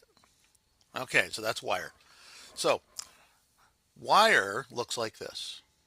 If we look at the cross section of the wire, a small wire looks like this. A big wire looks like this. Which one is going to have the highest resistance? The little wire. The little wire. Think about water passing through a pipe, right? Now, the big wire is obviously going to have lower resistance. So let's just say that we are dealing with a resistance of 0.1 ohms. Okay, so if we have 0.1 ohms, the radio is requiring 10 amps to operate. If we took a voltmeter right here, we put that in parallel with it, how much voltage would be dropped across that section? What law do we use? Ohm's law. Oh, E equals I times R. Okay, and what is my current? 10 amps. 10 amps. And my resistance? 0.1 ohms is 1 volt. So we would measure from here to here, we would measure 1 volt.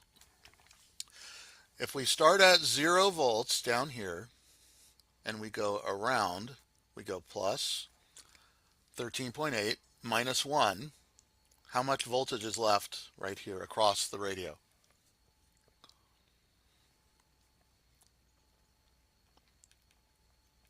12.8. 12.8. You get 12.8 volts. Okay, is that enough to run the radio? Yeah, sure. Okay, what if we picked a different wire? And this had a resistance of 0.25 ohms. And we do Ohm's law again. How much voltage is dropped across that? 2.5 volts. 2.5 volts. Okay, so now we go around the circuit again. We start at 0 down at the bottom. Plus 13.8 minus 2.5, we are left with 11.3 volts. So, is the radio still going to work? Maybe. Probably. Maybe. Okay, so let's make that wire twice as long. Resistance is proportional to the length of the wire.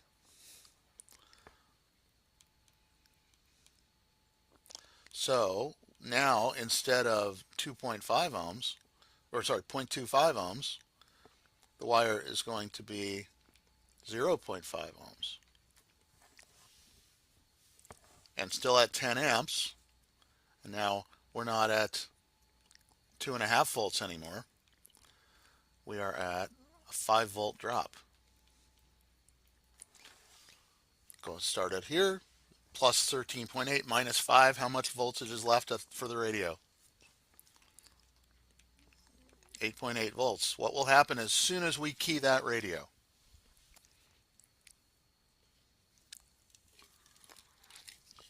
What's going to happen as soon as we key the radio?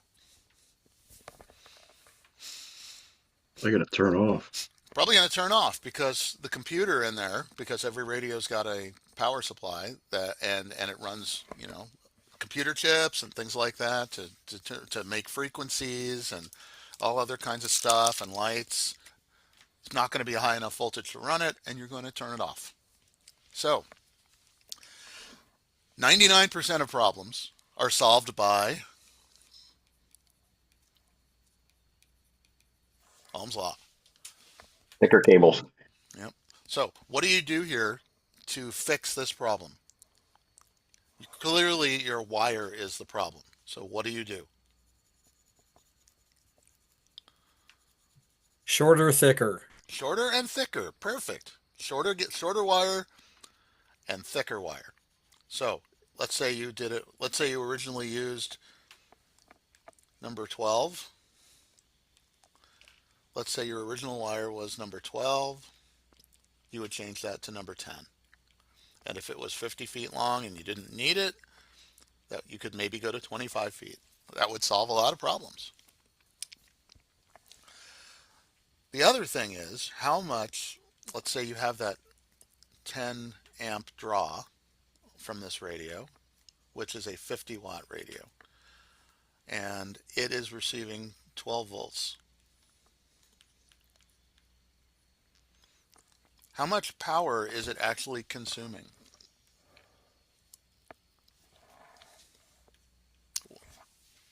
What do we use to calculate that?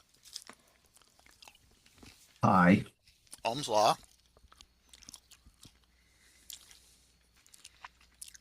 Equals 10 times 12. 120 watts. How much RF energy is actually coming out of it? What kind of power? It's only a 50 watt radio. Why does it take 120 watts to run it? The other 70 are trapped inside to run it. Well, that's part of it. So you've got some of it that's used to run the microprocessor, turn on the lights, things like that, just general circuitry. Let's say that's 20 watts used to just turn the lights on and stuff. That still leaves 100 watts to run a 50-watt radio. Why?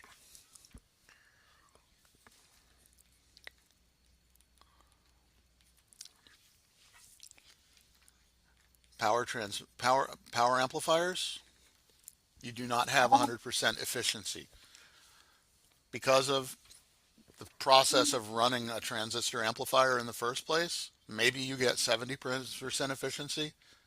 More than likely it's 50 or 60%. So to make 50 watts of RF really does take 100 watts of input power because of the efficiency of the amplification process. Where does the other 50 watts go?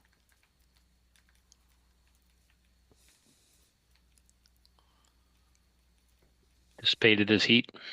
It goes off as heat. What do most amplifiers have built into them? Cooling fan. Okay, cooling fan. You also have these Heat sinks. heat sink and a cooling fan. You blow air past it and you try to pull the heat away, because what will happen if you don't have a heat sink? Things melt. Things you get really hot, like your transistor. And your transistor, the enemy of a transistor is high voltage and heat. So you'll basically smoke everything. You'll have a situation where you let the smoke out, and then the thing won't work anymore because you let the magic smoke out. Anyone ever heard that? Magic smoke? Anyone ever seen magic smoke come out of something and then it suddenly doesn't work anymore? Yeah, it's pretty sad when it happens. Magic smoke. Smoke check. Yep. Okay, let's see. Here we go. How to connect a radio to a computer. We do that a lot. Hold on a second. What? Oh. I don't know what's going on. Okay. What signals are used in a computer radio interface for digital mode operation? Well, a computer has a speaker and it has a microphone. We're using them right now. A radio has a speaker and a microphone. So what you do is you hook up the speaker to the microphone and the microphone to the speaker, and then you give the computer some way of switching the radio from receive to transmit. That is the push to talk button. Typically you'll ground a signal. It'll be either a relay or a transistor or something that will ground the signal and switch the radio from receive to transmit. When it does that, you get your signal going out of the computer into the radio. When it's done, you get the audio coming out of the radio and back into the computer to be decoded. Okay, so now we're getting into these things called ferrites and chokes and stuff like that. All right, so in order to do this, what we really need to do is talk about this piece of wire. If wire has a current flowing through it, what is made around it? Any current flow makes Magnetic a field. magnetic field. Take your right hand and go like this with it. Your thumb is the direction of current, and your fingers rolling over represent the direction of the magnetic field. They make loops around it. So if a current makes loops of magnetic field existing around it, what happens if there's another wire in the magnetic field? You'll induce a current in the other wire. You induce a current in the other wire. Okay, so what if the signals that are being sent in this wire are somebody's microphone, somebody's voice going into a microphone? What happens in the other wire? It picks up that signal. It picks up the other signal. And what if it's not supposed to be picking up the other signal and there's already a voice being sent? in the In the first place. Then you get a interference. combination of the two. Yeah. So things we can do to prevent that. Number one, we can do this. We can have a current flowing that induces a magnetic field. Well, what we can do is we can, depending on the frequency, take this magnetic field and make it so that as it is traveling down through the wire, it has to pass through this core. So this core is typically made of iron, manganese, cobalt. You may recognize these elements as things that are ferromagnetic, especially iron. And what happens is that they tend to constrain the magnetic field. Well, the way they're built is typically with a bunch of powdered metal mixed with glue and formed into a shape. And what they do is they make the magnetic fields kind of circle around and around and around inside and dissipate it as heat. It is quite likely that you have one of these somewhere close to you if you have a computer power supply that has what looks like a little donut on it where it goes into it looks like that wrapped around the cord. That is known as a ferrite choke or bead. And we use that for suppression of unwanted signals on the outside of a wire. So that can be used to suppress voice signals. It can be used, it depends on the frequency. It can be used to suppress RF that shouldn't be somewhere. Typically, if we're looking at a computer power supply, what'll end up happening is that we have, let's say, a power supply cable coming into a laptop. If you happen to be using that for a transmitter, then here's your antenna. Any piece of wire can function as what? And Antenna. Antenna, yeah, okay, including your power supply cable. Okay, so now that is in your field, which is being generated by your radio. And here's the unfortunate wire being subjected to all that RF. So now you have RF energy floating around on your cable. And where is it going into?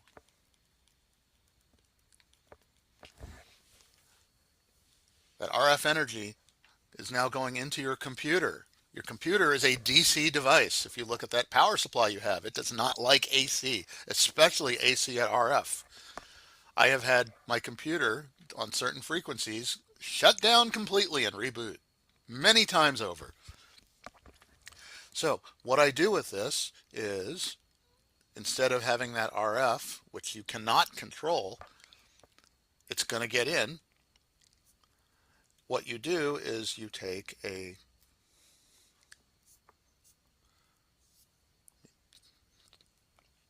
ferrite choke or core, and you do this with it. And snap it in place over it. That works. The other thing you can do to make it even more effective is you take the ferrite choke and you take the wire. So here's the wire.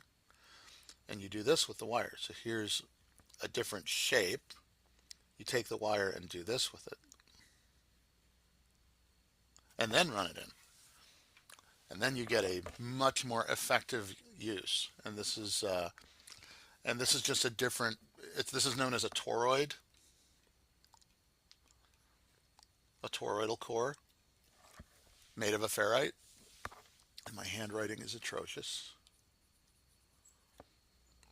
You see those sometimes on the motherboards. Yeah, you do. And actually, we use these as the basis for a lot of transformers. Depending on the material that's used, they have different frequency responses and attenuations. So what's nice about that is that we can selectively pick the right material to operate at the right frequency and do what we want. So these are the basis for building transformers. They're also the basis for RF suppression,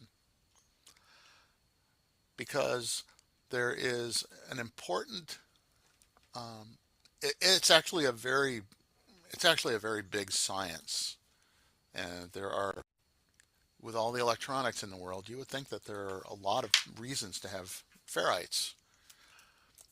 So you go to this company called Ferrite, and you will see Ferrite is the largest manufacturer of toroidal cores and stuff like that in the world. And I don't know why this isn't really working. Product selector, suppression components. Notice all these different things that they make. EMI suppression beads. Let's look at that. That might look familiar to people.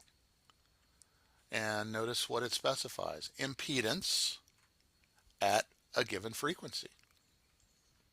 Notice that different materials, there's 61, there's 43, there's also a 73, a 75, I think. They make a lot of different materials. And you get different performance at different frequencies. Very cool stuff.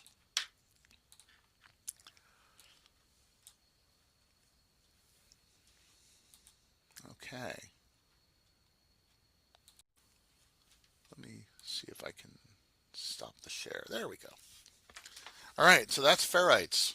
So another reason to use ferrites is that RF energy has another interesting characteristic, which is that if we have a cross section of a piece of wire, the higher the frequency, the closer to the surface the RF energy travels. And this is known as the skin effect.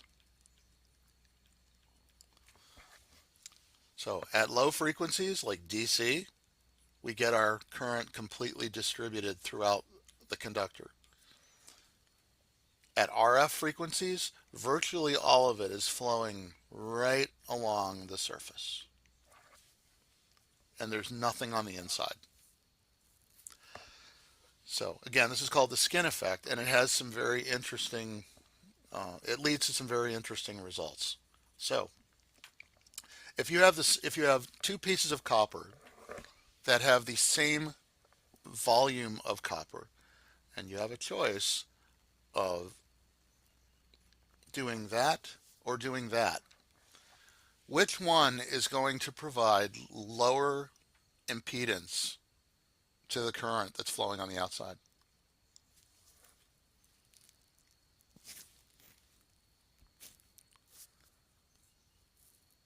The larger one, because you get more surface area. Yeah, it's actually the same amount of copper, but this is squashed flat. It has more surface area.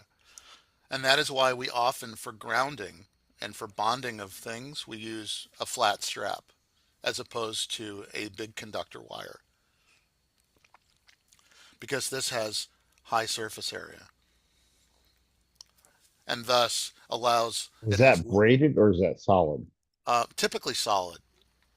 I mean, I guess you could use braided. I've used braided myself. Supposedly solid works better.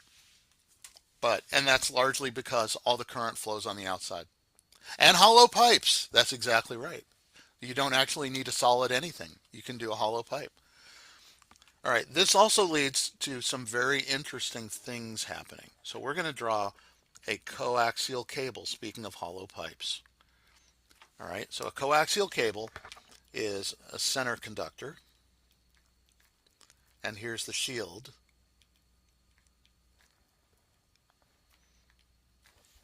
Okay, so the shield is made of like a braided copper or aluminum or something. All right, how many surfaces are there for current on which to flow? One. Nope. And it's not two either. 3. There's 3. Inside, outside of the shield, and then the outside 1, of the center core. 2, and 3. And they can all be different. 2 and 3 can all two and three are totally separate from each other. So if you're sending up a signal on a shielded system, the current on one and the current on two, the total current has to be the same. That's balanced. But how about number 3? This is often known as common mode. And what ends up happening is that if you have a cable that looks like this with a center conductor, then the inside conductors tend to cancel each other out, but the outside of this can carry a completely separate signal. We usually don't want this. So, considering that this can be RF and it can be caught by this wire, where is that RF going to be delivered?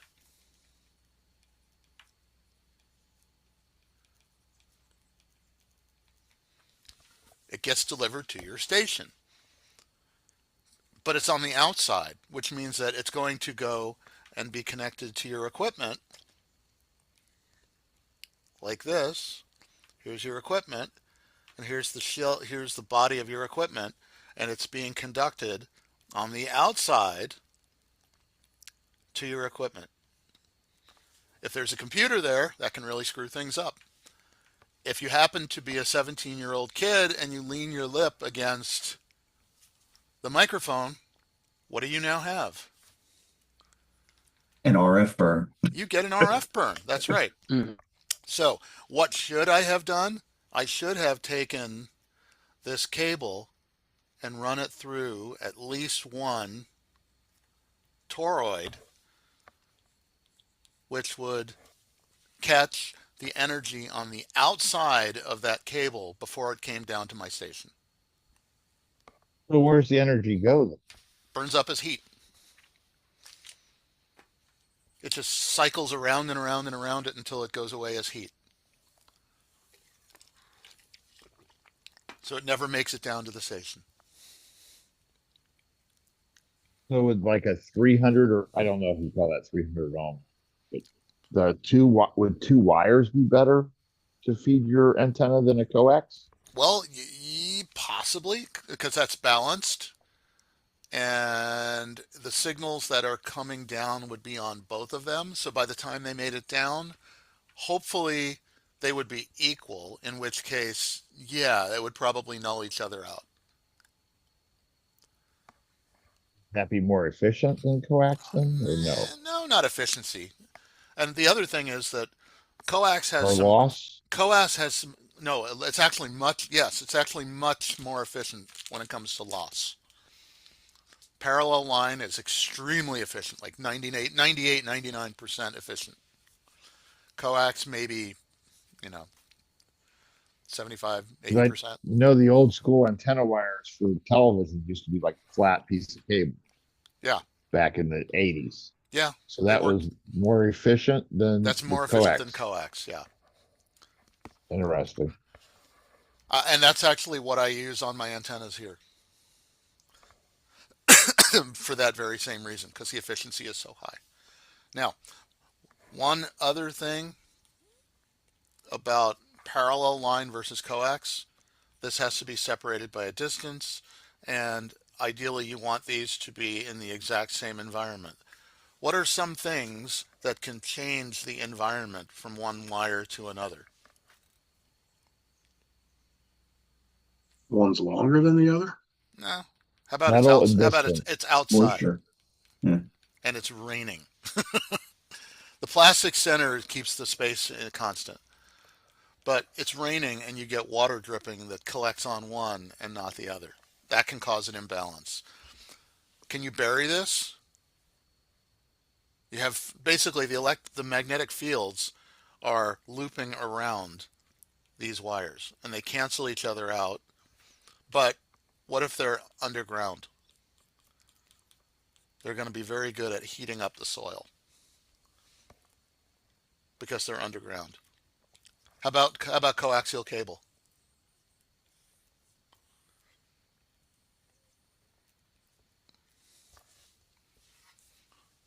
What if you put Would that coaxial be called cable? the solenoid effect? No, it's just the fact that it's the soil is absorbing the energy in the field. But how about coaxial cable? They bury that all the time. Bury it all the time. The only thing, it has to be rated for direct burial. And why is that? What's the one way, Like what's the real, plastic. what's the best way to kill coaxial cable? Water. Water. So it's got to be waterproof. The other thing is you can put it outside in the sun. It has to be UV proof, because what happens if it's not UV proof? It Sun becomes kill. Down. It'll and then it gets crack. wet. It'll crack, and then it gets wet, and then it gets corroded on the inside, and then it's no good anymore either. So rated for direct burial, which is waterproof and UV proof. Most cable that you buy now is both of those, which is why people love coaxial cable. So, let's say it comes up out of the ground like this. You put a connector on it. What's the easiest way to screw up your system?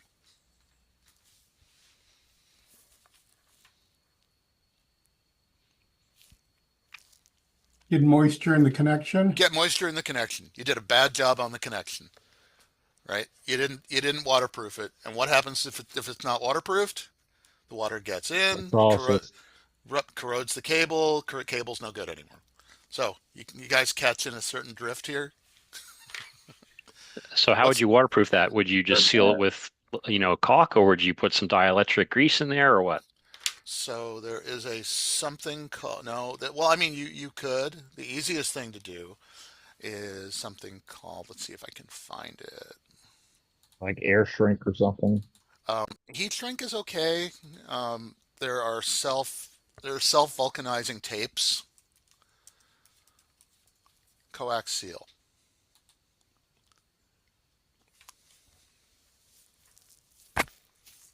It's self-vulcanizing rubber tape. You just wrap it around a bunch of times, and it seals it against the air. In fact, it looks just like that. I actually had an antenna on my car, on the back of the car, so it was catching all the road crap for years and years and years. I used the self-vulcanizing tape on it, and when I took the whole thing apart after 15 years, when I was getting ready to get rid of the car, the cleanest part of the whole thing was everything underneath that connector after I tore all the tape off. I mean, it was absolutely spotless. The cable company used to use rubber boots as well. Yeah, exactly. It's the same thing. Those rubber boots are self-vulcanizing. Yeah. So they're waterproof. So, and this brings up another thing to bring up.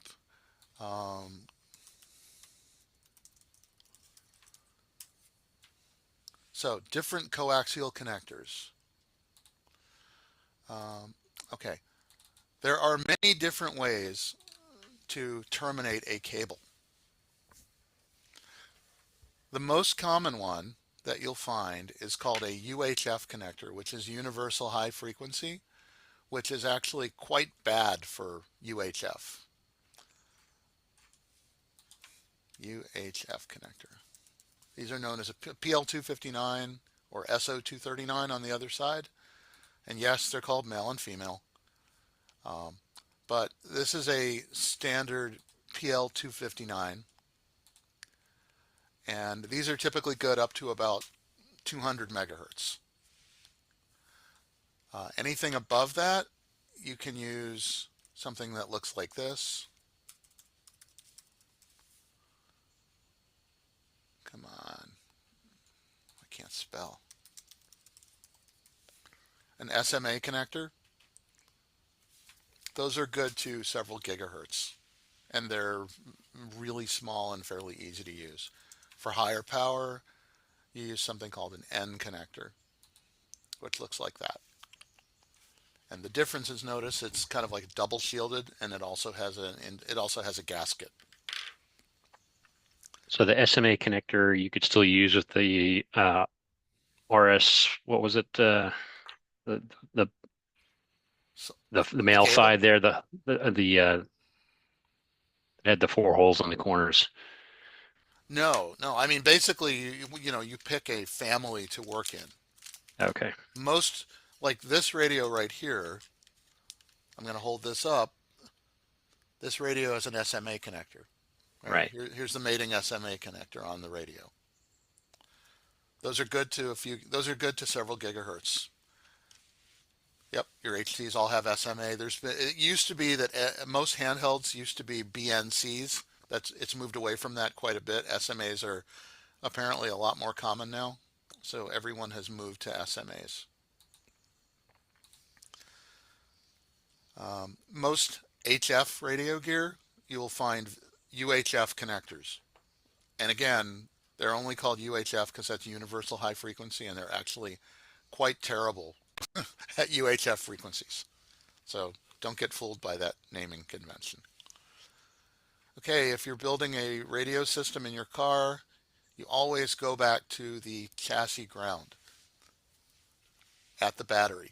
And why is that? Because your entire car frame is considered to be ground, but all the welds and stuff that normally are used for grounding in your car, for all your lighting and things like that, you don't really know if those were designed to provide a return path for 22 amps, which is what's required to run a 100-watt radio.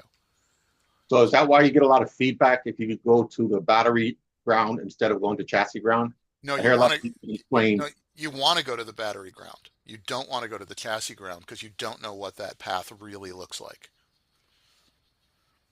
And, Okay.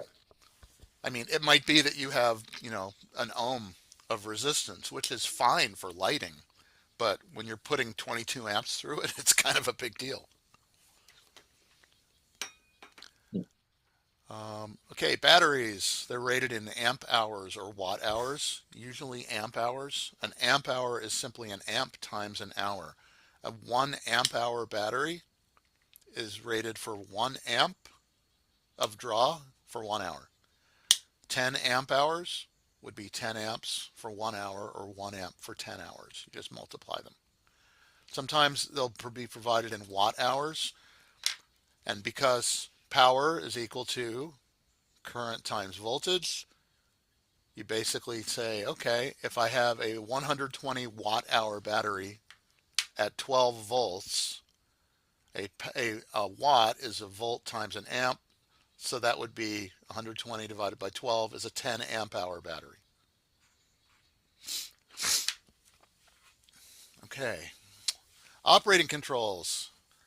You're going to find the same thing on virtually every one of these questions, right? Excessive microphone gain distorts your audio on single sideband. If your FM receiver is off frequency, it's going to be distorted. If you're speaking too loudly into your handheld radio, what's going to happen?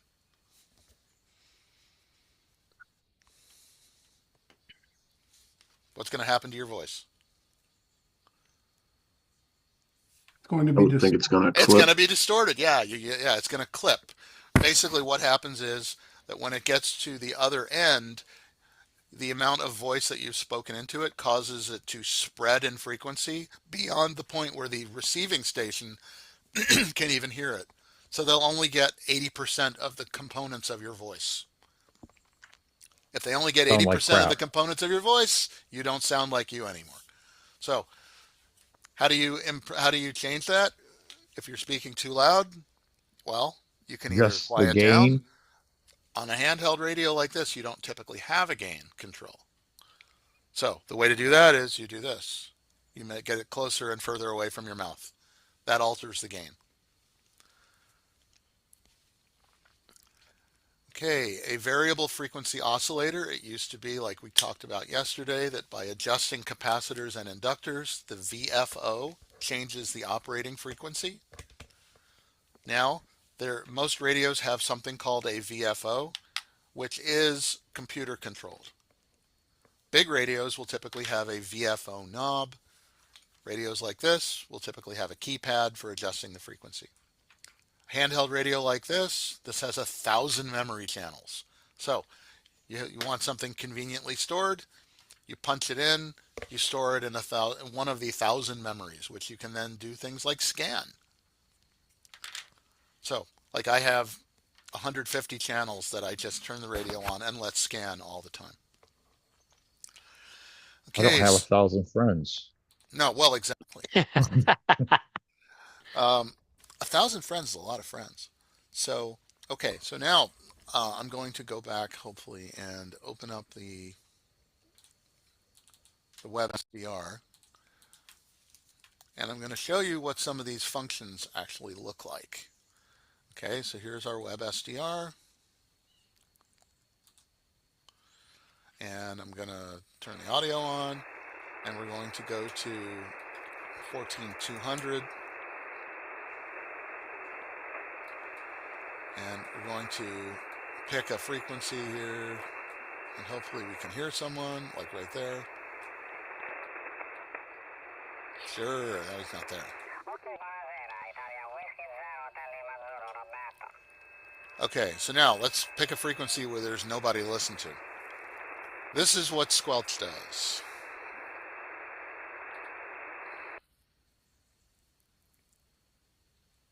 It mutes the receiver when there's nothing to listen to. As soon as the signal comes on, the squelch turns off and allows you to hear stuff. So that's squelch. When would you not want to use squelch? If you're trying to pull in a weak signal. If you're trying to pull in a weak signal and it's just barely there, you don't want to use squelch because you want to hear everything, including the noise. And this is true on FM, it's true on single sideband, it's true all over the place. Okay, so that's squelch. Repeater offset, we talked about repeater use yesterday.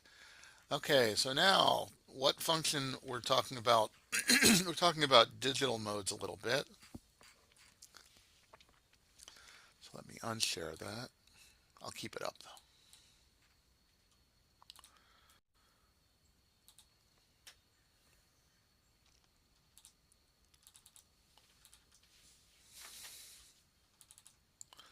Okay.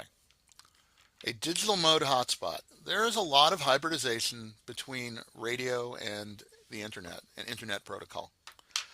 There's something called voice over internet protocol, or VoIP, or VoIP.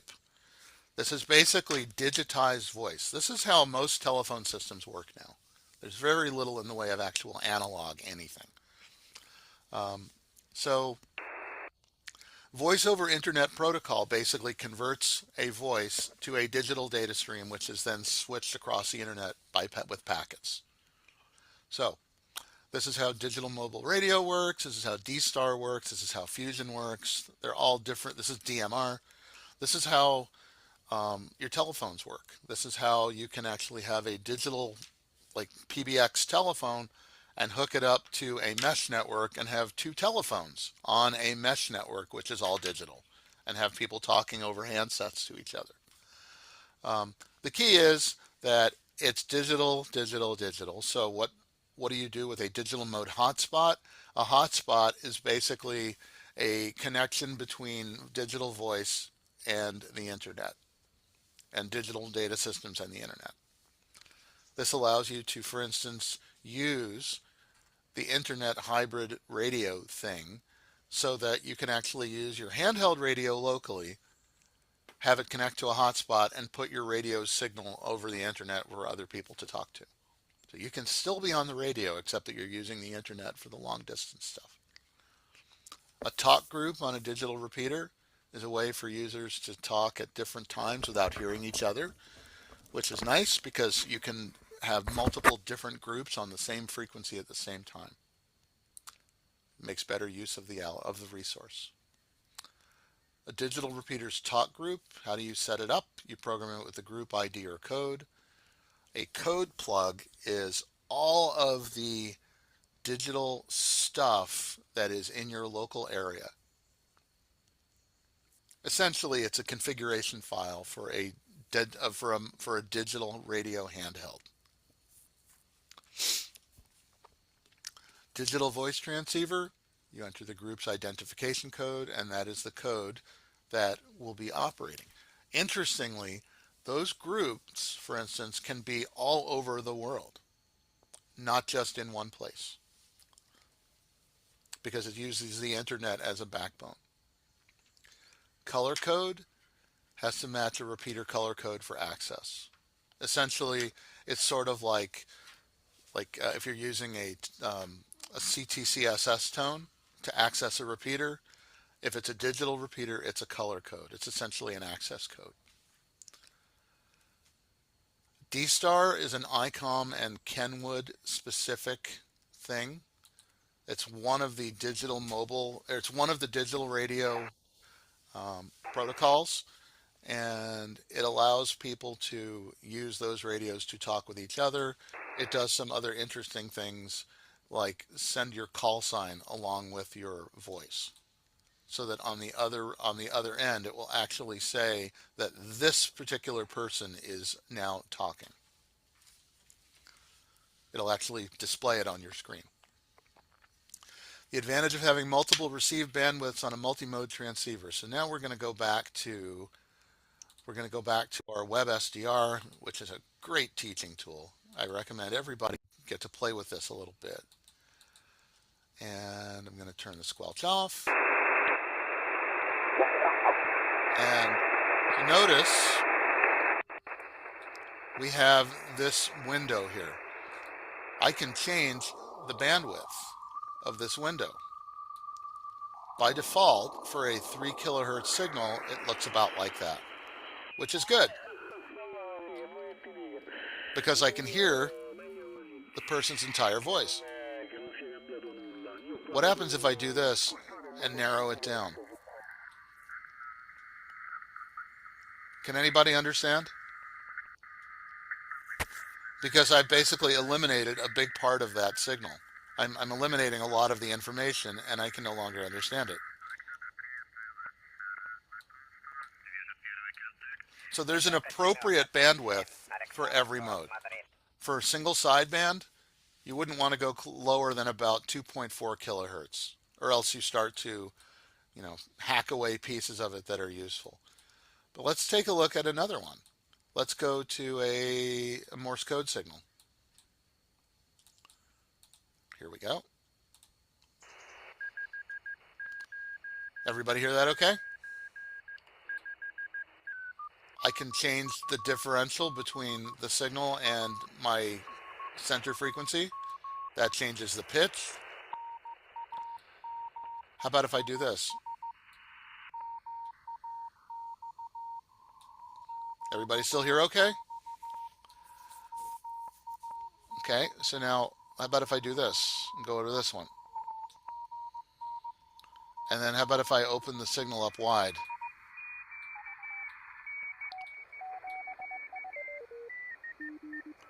What happens if there are even more signals there?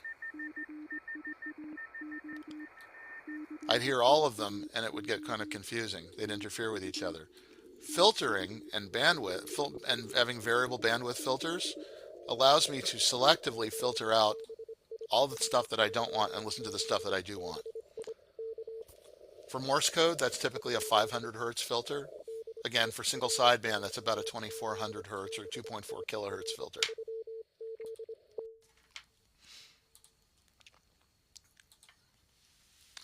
Okay.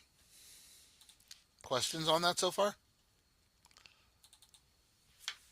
Okay, so now let's talk about clarifier, receiver incremental tuning.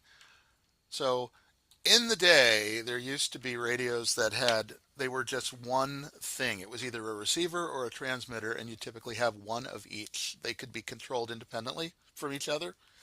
Now there's something called a transceiver, which is a combination transmitter and receiver. If you alter one frequency, you alter both frequencies, the transmit and receive, unless you use this thing called an RIT, which is receiver incremental tuning, or a clarifier if you're a Yaesu person. And that basically allows you to alter one of the frequencies while not affecting the other one. PTT stands for push to talk, switches from receive to transmit because you want to talk. So the next thing to do is discuss what a transceiver is. Again, a transceiver is a combination receiver and transmitter. A transverter is a device that allows you to operate on one band while using a piece of equipment from a different band. There are certain bands on that frequency chart where there is no commercially available equipment. We have to build all our own stuff. In order to do that, you can either build a radio completely from scratch or just build a device called a transverter, which moves your signal from one band to another. On a power amplifier, you might find a switch that says single sideband or CW FM. The reason this exists is because as we drew yesterday with our little transistor, there are a couple of different modes a transistor can work in. There's the linear mode and there's the shut off and saturation mode. You might remember that I drew a curve that looked like this. Does everybody kind of remember that, sort of? Okay, this is how a transistor works.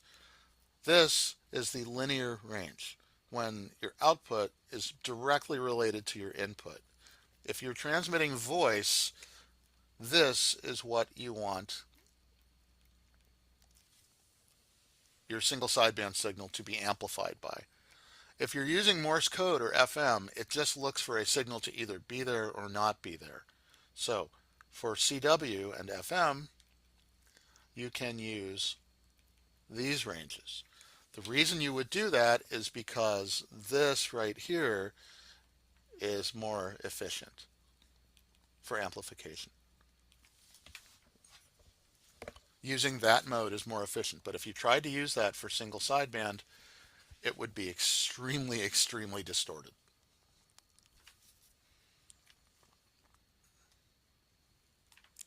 Okay, moving on.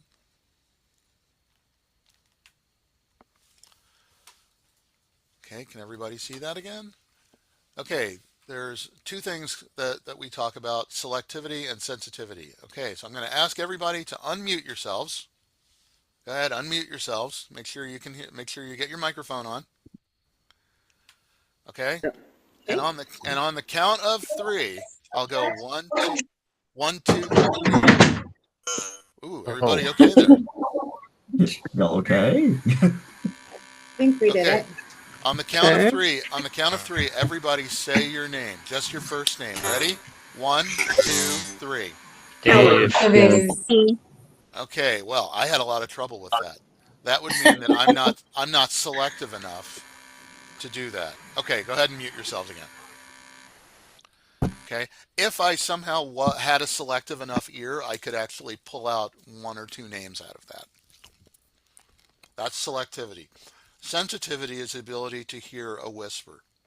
Basically, the quieter the signal, the better if you can still hear it, the better the sensitivity of the receiver. There's something called an RF preamplifier, and this gets into the concept of building a system and when you might want to use a preamplifier. Okay, so a preamplifier is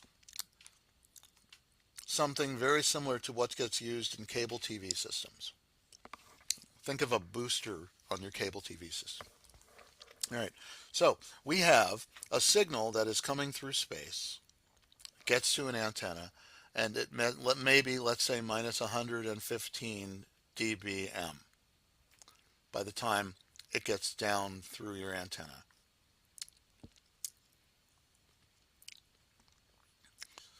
It might have a signal strength of 115 dBm. Well, okay, you have a choice. You can take that signal and put that through another piece of cable, which has a loss of 10 dB, which means your signal will now be minus 125 dBm. Well, let's say that your receiver, if you look in the specifications, has a minimum discernible signal of 120 dB, minus 120 dBm. Will I hear that other signal coming down? No. I will not, because it is lower than the threshold. So what can I do to improve that? Well, I could put an amplifier right here, which has a sensitivity of minus 120 dBm and a gain of plus 10 dBm or dB. The problem is now it still has the same problem because it is incapable of hearing this signal. You can't amplify what you can't hear. So You gotta put it at the antenna. you would take that instead and put that and boost it up here where the signal is only minus 115 dBm, and then you add another 10 to it, and then you lose another 10, and now your signal is at minus 115, and magically all of a sudden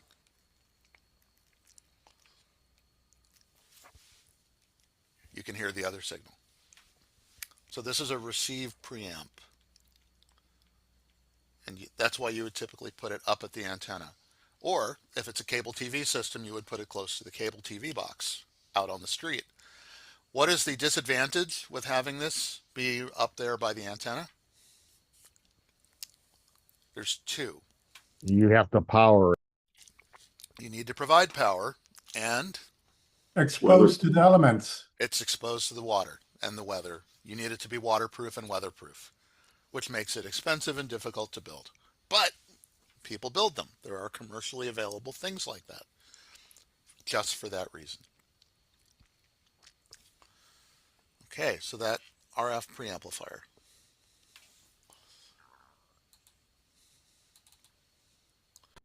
Okay, next. The name of a circuit that generates a frequency is called an oscillator, like a variable frequency oscillator or a beat frequency oscillator. It's an oscillator. It makes a signal at a certain frequency. Another one, a device that converts a signal from one frequency to another is called a mixer. So we're going to look at a mixer. And mixers are extremely important because they allow us to do things like convert radio frequencies to other radio frequencies so we can do things with it. So let's say we have an antenna. This antenna, it receives everything, right? I mean, you didn't tell the antenna to receive only one frequency. It receives everything. All frequencies are coming down the antenna. You take that and you run that through this thing called a mixer, and you inject a frequency into this, let's say 10 megahertz. What you will end up with is you will end up with this everything combined with the 10 megahertz, and you'll get the sum and the difference products. And you'll also get multiples. It makes basically a mess. But let's say that you knew that you wanted to pick up one particular frequency. You wanted to pick out, let's say, 11.7 megahertz. You were specifically looking for one of them. Okay, well, if you get sum and difference down here, what would the sum of 11.7 and 10 be?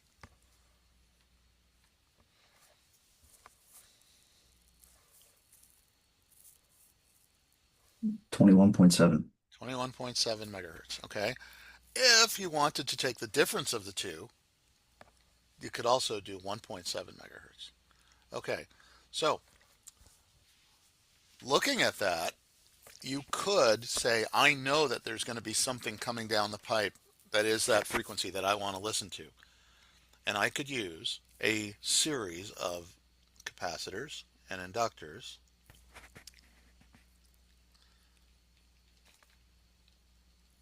to build a filter which operated at 21.7 megahertz, so that the only frequency that got through there was 21.7 megahertz.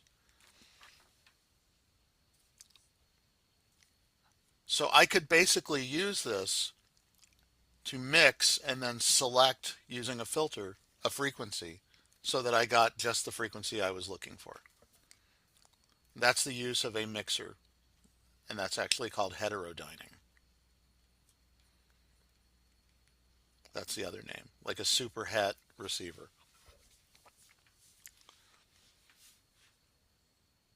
So mixers are great for that. Mixers are also used for product detection to convert RF into voice, audio that you can listen to.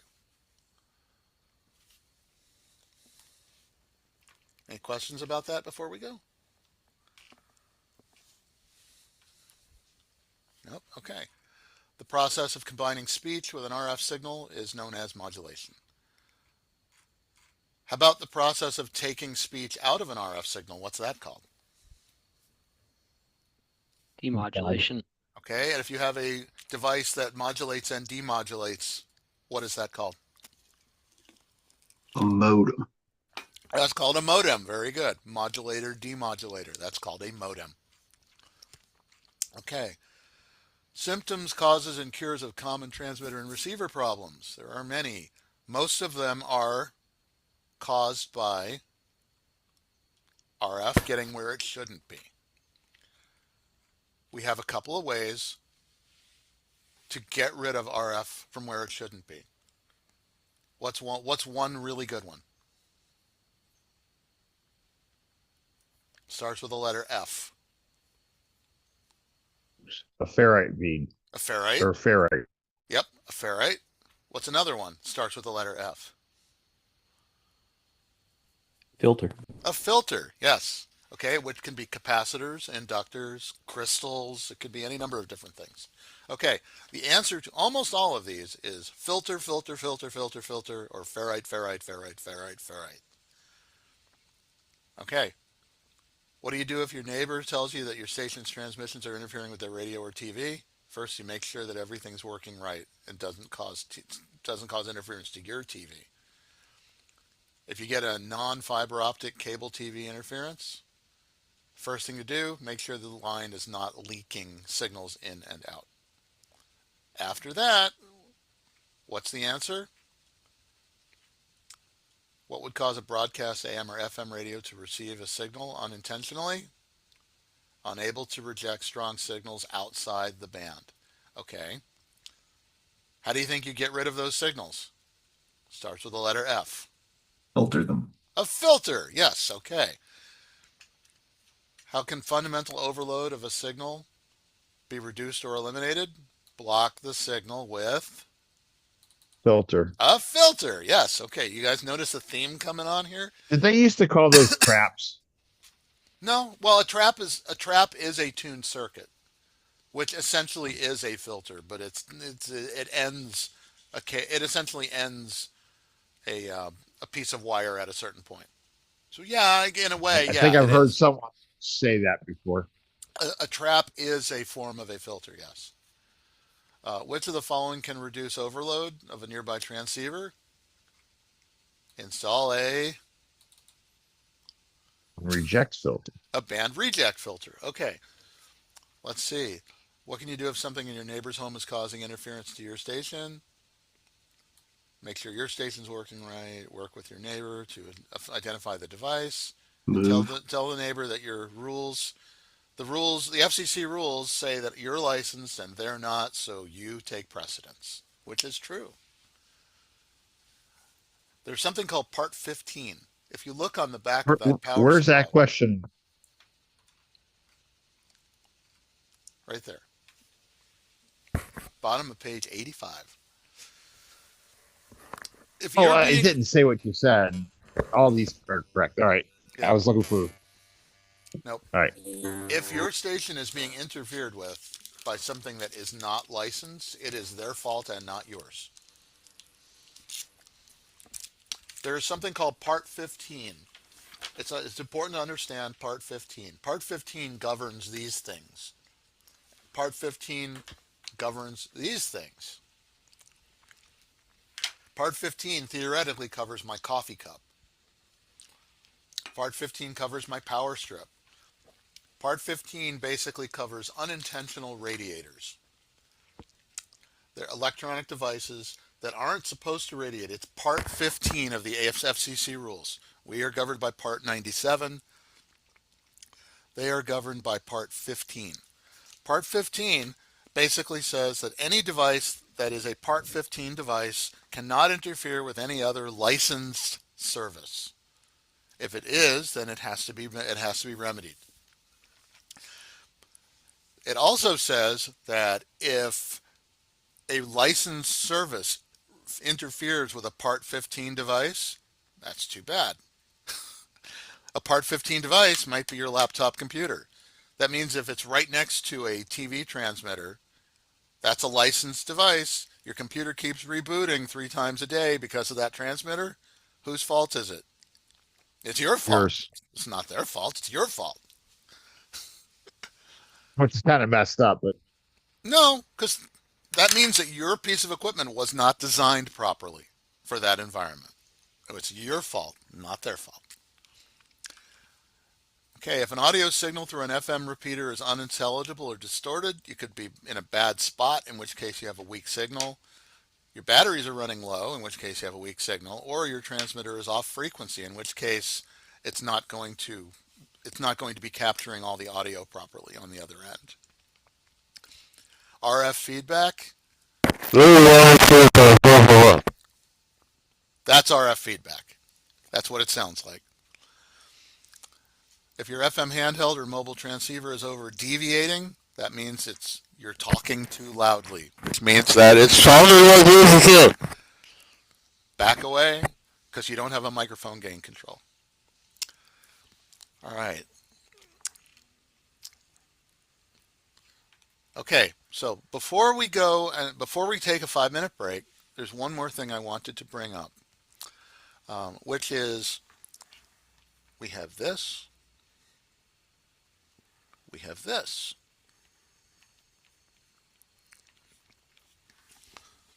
Okay. For AC, what does a capacitor do? These are good fundamental things to know. Filter. AC, what does AC do with it? What does a capacitor do with AC? Holds charge. Except that the AC changes so fast the capacitor creates doesn't a have short. time to react. Creates a short circuit. What happens with DC? Open circuit. Open circuit. DC gets blocked. How about an inductor? What does an inductor do with DC? Short circuit. Yep. And what happens with AC? Open circuit. It blocks it. Okay. If I have a combination of AC and DC coming into here, the DC will go this way and the AC will go this way. AC is a high frequency. This is a high pass filter. Its frequency response looks like this, where I have 0 to infinity frequency. Above some you point. don't have a whiteboard. Oh, How does I DC don't. get past the capacitor in that first diagram if you're saying it's coming in from the left? It doesn't. The DC, if any, does sneak through. It's then going to go through the inductor and be gone. In other words, whatever is left is going to get shunted out. Okay, so if I have a combination of AC and DC here, the AC, most of it is going to get blocked. The DC is going to come through to here. If there's any AC left, it's going to go this way. DC is going to go out this way. DC is going to get blocked, going this way. So what do I have here? Low pass filter. I have a low pass filter. Okay. What happens if I put these back to back? Band pass filter? I get a band pass, yeah, because I get the overlay of the two. So I would get this first one on the left overlaid with this one. And where is it common for the two? Right in there. And that would be a band pass filter. Depending on how I built this, I could also move it so that it was like this. And what would that do? Looks like a chunk's been taken out of it. Is it band reject That's a band filter? reject or a notch. The notch filter. Yep. And this is all done in its fundamental form with capacitors and inductors and looking at how they respond to a different frequency. This is how you do filtering. Where's the most common place you're going to find this? Anyone have a car? Anyone ever listen to the stereo in the car? On your AM radio? Yeah, but where? Going to the antenna. Nope. Oh, the alternator. That's how you Nope. select the bands. It's on Nope. your tuner. Yeah. Oh, between the power supply and the radio. Nope. It looks like The this. speaker, the speakers Speakers. for Because you have a, woofers and tweeters. that's right, you have a woofer and a mid-range and a tweeter. Those are three different frequency ranges. The woofer gets the low pass filter, the mid-range gets the band pass filter, and the tweeter gets the high pass. That's called a crossover network. That's how you separate your different frequencies, because there's no point sending your super low frequencies to the tweeter. It wouldn't be able to respond to it anyway. There's a passive network that allows you to basically direct the right frequencies to the right place. All right, how about a 5-minute break? Just real quick. So the band pass versus the notch is just which order you route them. The high pass versus low pass versus low pass versus and high pass. Okay. Well, and it's really how you designed it. It doesn't really matter the order that you put them in. Okay. It matters where the cutoffs are. Gotcha. I'm assuming there's a calculator for this somewhere. Sure. I mean, there's like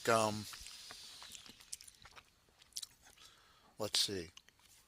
I mean, yes, you can do it yourself using the math, or you can go and let's see if I can find one. Let's go with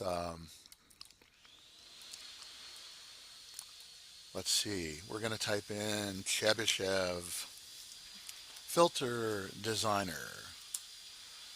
Chebyshev filter design calculator. There's Chebyshevs and Butterworths and all kinds of different filters. And here we go. Calculate L and C values needed for pi and T topologies. So, if you want to play around, here's your center frequency. Here's your bandwidth. This is measured in, the bandwidth is measured by half power points, which are 3 dB from the bandpass maximum. Half power is 3 dB. You have your Z, which is your impedance. Oh, look at that. And you have your ripple, which is basically how nonlinear it is at the top. There you go. Look at that. It picked out all your frequencies for you. Here, okay, let's say we want to do a Butterworth filter. A Butterworth is another type of filter that was designed a long time ago. And go. Yeah, this simplifies life a lot. And look, low pass, high pass, band stop. Band stop is basically a notch. Look at all these different filters that it calculates. I took that website down. That was kind of cool. When I was in All school, right, go take a. we actually had to learn how to design all of those filters. Had to learn what the design of the Butterworth filter was and how to. Yeah, I mean, I'm happy that I did it. I don't remember how to do it, but I know they exist. All right, 5-minute break.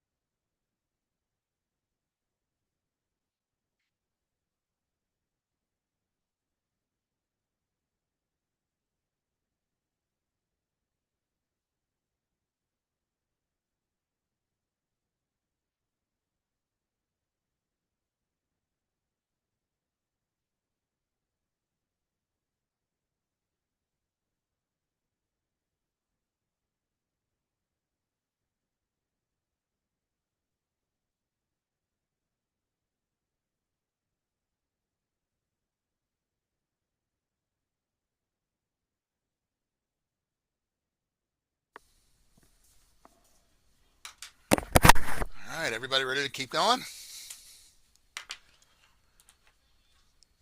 I hope that's a yes. Yes. Yes. Okay. So we're going to do one more thing before we start doing test instruments and soldering, and that is a practical application for filtering. So let us say that we have a repeater. This is how a repeater is built. There's a TX. TX stands for transmitter, RX, and a controller, which is in the middle of the two. Voice comes in from the world, is decoded by the receiver, processed by the controller, and sent to the transmitter if applicable, if it has all the right characteristics, like the right tone and stuff like that. This will come from an antenna. In case everyone hasn't figured it out, that's the symbol for an antenna. The transmitter has another antenna. Or sometimes it's the same antenna. Well, okay, so let's take a look at this situation here, because it is a situation where we basically have signals coming in from the outside world, including from the transmit antenna. On the 2-meter band, the repeater offset is only 600 kilohertz. So that means that this is, for instance, listening at 145.45, and this is transmitting on 144.85. Those signals are really close to each other, especially if they're using the exact same antenna, which they very well could be. So, what is to keep the transmitted signal going off to the world from being fed back into the receiver and locking the whole thing up? A filter. A filter, but not just any filter. This is a very special filter which blocks out the incoming signal at 144.85 almost completely, because it is typically so close in frequency and so close in proximity, especially if it's using the same antenna, that you're going to have a big problem. So right here on the receiver, you're typically going to have a bunch of filters which give you at least this much isolation between the two frequencies. What does 110 dB represent? 0.00000000001 times the signal going out that gets through. How do you build a filter like that?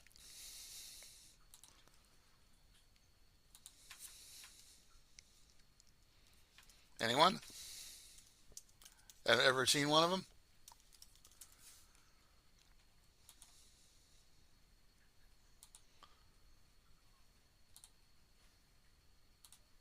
They look like this.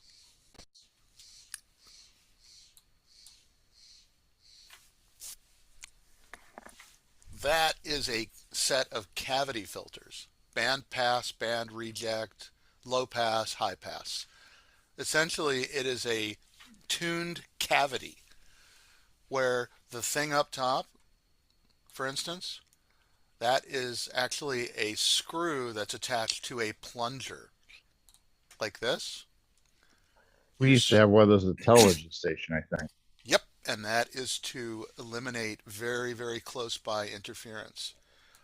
This is what it looks like on the inside. It is a hollow cavity that resonates at one particular frequency, only at one particular frequency, and it's very, very, very, very narrow bandwidth. So that it has the capability of providing that much isolation, let's say 110 decibels, between signals that are that close together, that are potentially even using the same antenna. They're also expensive, which is why not just everybody owns a repeater, because that could be a $3,000 item for your repeater station, in addition to having to find a place to put it. See, lots of big components in there. All right, so when you get on the repeater, now you know basically what's happening in there. And it's not just a simple thing. There's a lot to it. Okay, so now we are on to using basic instruments and test instruments and soldering. Okay, everybody is familiar with this thing called a multimeter. A multimeter measures voltage and current and resistance and ohms and stuff like that. Multimeters are great. Multimeters do not have to cost you a fortune, and they work really, really well. They are often very small, handheld, and sometimes are even given away by one of our favorite stores. Anyone know what that is? Harbor Freight. Harbor Freight Tools. That's right. Because Harbor Freight will often give away multimeters for free. And they work remarkably well for free. Here's what a free Harbor Freight multimeter looks like. Notice they're charging $8 for it right now, but sometimes they'll have a coupon. Okay, so one fundamental thing that I'm going to bring up is that a multimeter all multimeters are not created alike. The reason I say that all multimeters are not created alike is that this is a Harbor Freight multimeter, which costs basically nothing, which has a digital display, which is going to be somewhat pretty accurate, and it'll measure voltage and current. Look at all those different things. DC amps. It'll measure DC volts, AC volts up to 200 volts, DC volts up to 250 volts. It'll test your resistance up to 2000 k ohms, and they even check to see if what your transistor looks like and if your diode is good. All right. So it also has these nice little leads that are provided, and these leads are probably good to a couple of hundred volts. I'd still, depending on what I was doing, wear rubber gloves. But now you look at this, instead of 500, instead of being free, these cost $600. This is what I use for work. Why is this what I use for work? Because this has some markings on it which says down there, oh, look at that. It's rated for 1,000 volts. And the leads are rated for 1,000 volts. So the other thing is that this is a true RMS reading multimeter, which means that even if I decide that I'm going to try to measure the voltage, the AC voltage of a square wave with it, it's going to give me an accurate reading as opposed to the estimate that the Harbor Freight reading will give me. So they both have their place. If I'm going to be measuring really high voltages, then I use my fluke. If I'm going to be doing something where I really want a lot of accuracy, I use my fluke. If I'm going to be measuring something like a car battery, I want to see what the voltage is, or even the voltage in the wall, I use my Harbor Freight free multimeter. They each have their place. Okay, typical multimeter will measure voltage and resistance. What do you use to measure electric potential? That's electromotive force. That's voltage. You use a voltmeter. To measure voltage, you put the meter in parallel with your circuit, never in series. How can you damage a multimeter? Attempting to measure voltage on the resistance setting. The reason being that in order to measure resistance, what is Ohm's law, everybody? E equals I times R. Okay, so Yeah. how many volts does a resistor normally have in it when it's sitting there on your table? That would be nothing. That's right. So the only way to test a resistor is to put a test voltage across it and measure what the current is and measure what the voltage is. Because you don't know what the resistance is, you apply a voltage and you measure the current and you divide one by the other and you get a resistance. That's how a voltmeter works. Or sorry, that's how an ohm meter works. The problem is that if you hook it into a live circuit, then your voltmeter or your ohm meter is going to have another voltage source connected to it. Besides damaging your voltmeter, it's going to give you an inaccurate reading. So to measure the resistance of a device, you need to remove it from the circuit. Otherwise, your meter is not going to give you a good answer, and potentially it'll damage the meter.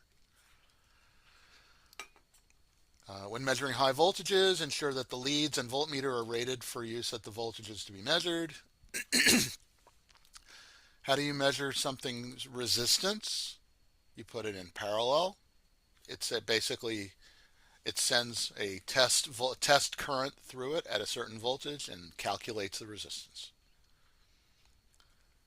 When measuring an in-circuit resistance with an ohm meter, you have to make sure that the circuit is not powered. Personally, I would do my best to remove the device from the circuit altogether.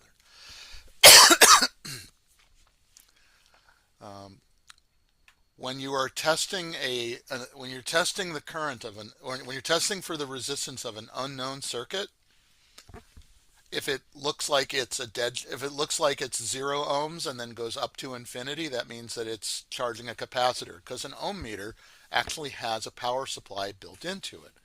It runs a test voltage and a test current. So that charges up a capacitor. That'll look like a changing resistance. To measure electric current, you have an ammeter. You put an ammeter in series unless you have a clamp-on inductive ammeter. So how do you think an inductive ammeter would work? It measures the electromagnetic field thrown off by the wire. Yep, it measures the field, the electromagnetic field, which then induces a current in a core which is wrapped around it. What's nice about that is that you don't have to break into the circuit in order to test it. You just basically clamp around it and you sense the strength of the magnetic field. Unfortunately, what also happens is that those fields are not typically very, very big unless you have a lot of current. I use them at work all the time because a lot of the stuff I measure is like 50, 60, 100 amps. Not so good for measuring, 10 milliamps. Don't ever use acid core solder for doing electronics. It is used for plumbing. A cold solder joint is one where typically you want everything when you're soldering using a soldering iron to get up to the same temperature where the solder melts and is able to flow to that thing that you're trying to connect. If you just have a blob of hot solder and you drop it on something that's cold, it will just turn into a little ball, which may make a decent mechanical connection sometimes until it gets cold outside. So you take your portable piece of equipment outside and suddenly it stops working. That's good evidence of a cold solder joint.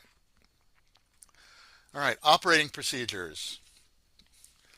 A station that okay, so now we're really into the operating and rules and regulations. Now that we understand all the basic, the basic fundamentals that make all this stuff work.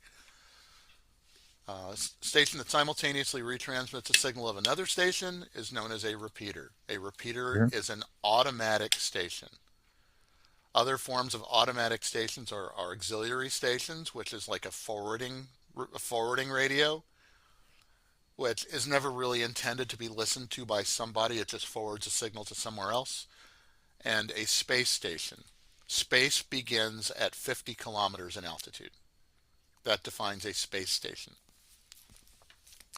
A linked repeater network is a bunch of repeaters that are connected by either the internet or other RF links, where when you operate on one repeater, you operate on all of them. In Oregon, we have something called the Peak Radio Association with, I believe, 54 repeaters all tied together across the state.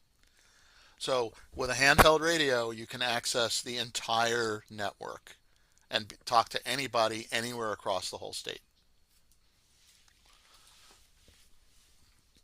Okay.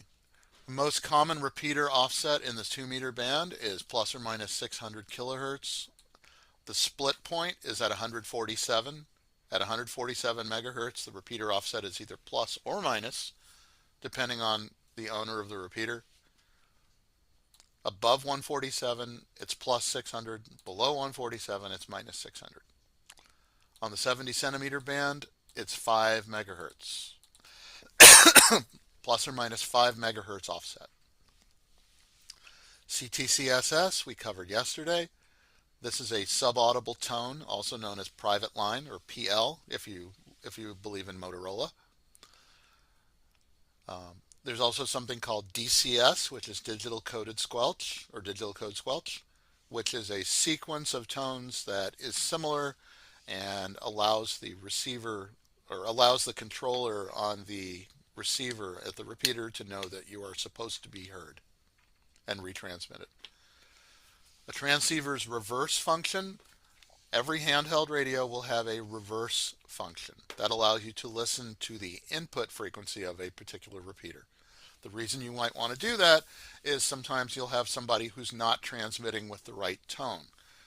They won't be able to be heard over the repeater, but you might be able to hear them if you're local to them. And then you can either call them or whatever and tell them that they have the wrong tone. It might also be that they don't need to be using the repeater at all if you're a quarter mile away and you can just have a conversation without it. FM audio transmitted distorted over on voice peaks means you're talking too loud. The way to call another station. Does anyone here have their license already? KK7UIL, are you there, Jimmy? Jimmy doesn't have his microphone, does he? Does anyone else have their license already? No? Okay. All right, so the way you do it is you give out a call sign and then say, this is N7JI. This is my, in other words, hey you, this is me. Hey Bob, it's Scott. When you're calling somebody on the phone, this is the same thing. You would typically never call CQ on a repeater. The reason being, CQ means I'm looking for somebody to talk to. The protocol is such that if you're being heard by the repeater, then the repeater is already hearing you, and there's an assumption that there's something there already. So the way to talk over a repeater, you would just say N7JI monitoring, like I'm here and I'm listening. Transmitting and receiving on the same frequency is called simplex. Transmitting and receiving on different frequencies is called duplex. We actually don't run full duplex. Full duplex is what you hear on your phone, because you can talk and listen at the same time. You can talk over each other. Over a repeater, it's really half duplex. It's two different channels, and only one person gets to talk at one time. Why do we have simplex channels? Because sometimes you're only half a mile from somebody. Like you're on a road trip and going across the country and your cars are a quarter mile apart. There is no reason to tie up a repeater. You might as well just stay on simplex. And otherwise, as you drive across the landscape, you're going from one repeater coverage area to another, in which case you continually fall out and kind of like operating within cell service. You get out of one cell and you get picked up by another one. That's automatic. Repeaters, it doesn't work that way. You'd have to go and program the next one. So if you only need to be talking to one other station and you're in close proximity, just go use a simplex frequency. The national simplex calling frequency on 2 meters is 146.52. 146.52. Just got to memorize that. And 70 centimeters is really easy. It's just 446. 000. Okay, on the high frequency bands, because you have access as a technician to 10 meters, as well as 15 and 40 and 80 meters, you do get to operate. With various different modes.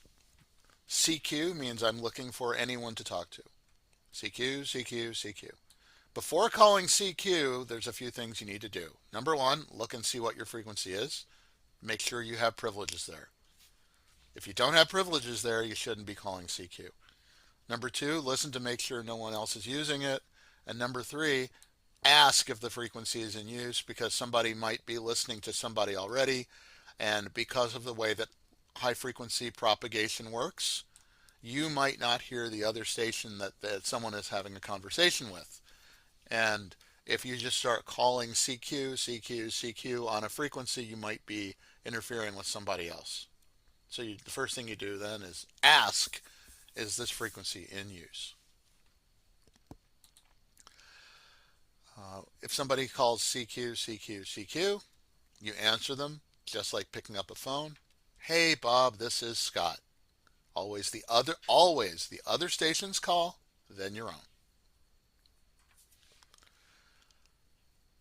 Which of the following is required when making on-air test transmissions? There's only one thing. Identify the transmitted signal. There's a rule that says that we are required to send out our call sign every 10 minutes and at the end of communications. Every 10 minutes and at the end. Right? We actually don't have to do it at the beginning. Just every 10 minutes and at the end. Just remember those two things. So, if you do a test transmission, you key down your radio, what's the last thing you have to do? Say your call sign. Give your call sign. Yep, that made it legal. Okay. Couple of Q signals in Morse code. We use a lot of Q signals. Some of them even permeate into the sideband world. QRM is interference from man-made sources. So other people are interfering with me, or I'm interfering with them. QSY means I'm going to change frequency. And there are dozens of other Q signals that we use on Morse code. But those are the two big ones that we use on sideband as well. A band plan, we covered this a little yesterday. A band plan, the FCC basically says thou shalt use these frequencies and use them in any way you see fit. The only requirement is that your entire signal has to stay on the band. It can't go outside. Beyond that, in order to keep the peace, we separate it further ourselves to say these areas are used for sideband, these areas are used for digital, these areas are used for Morse code. And in doing that, we basically make sure that we don't intermix different modes which would cause interference. When two stations are on the same frequency and they interfere with each other, who owns the frequency? Very often it was whoever was there first, but what if they were both there first? How can that happen that both of them were there first? What do you think?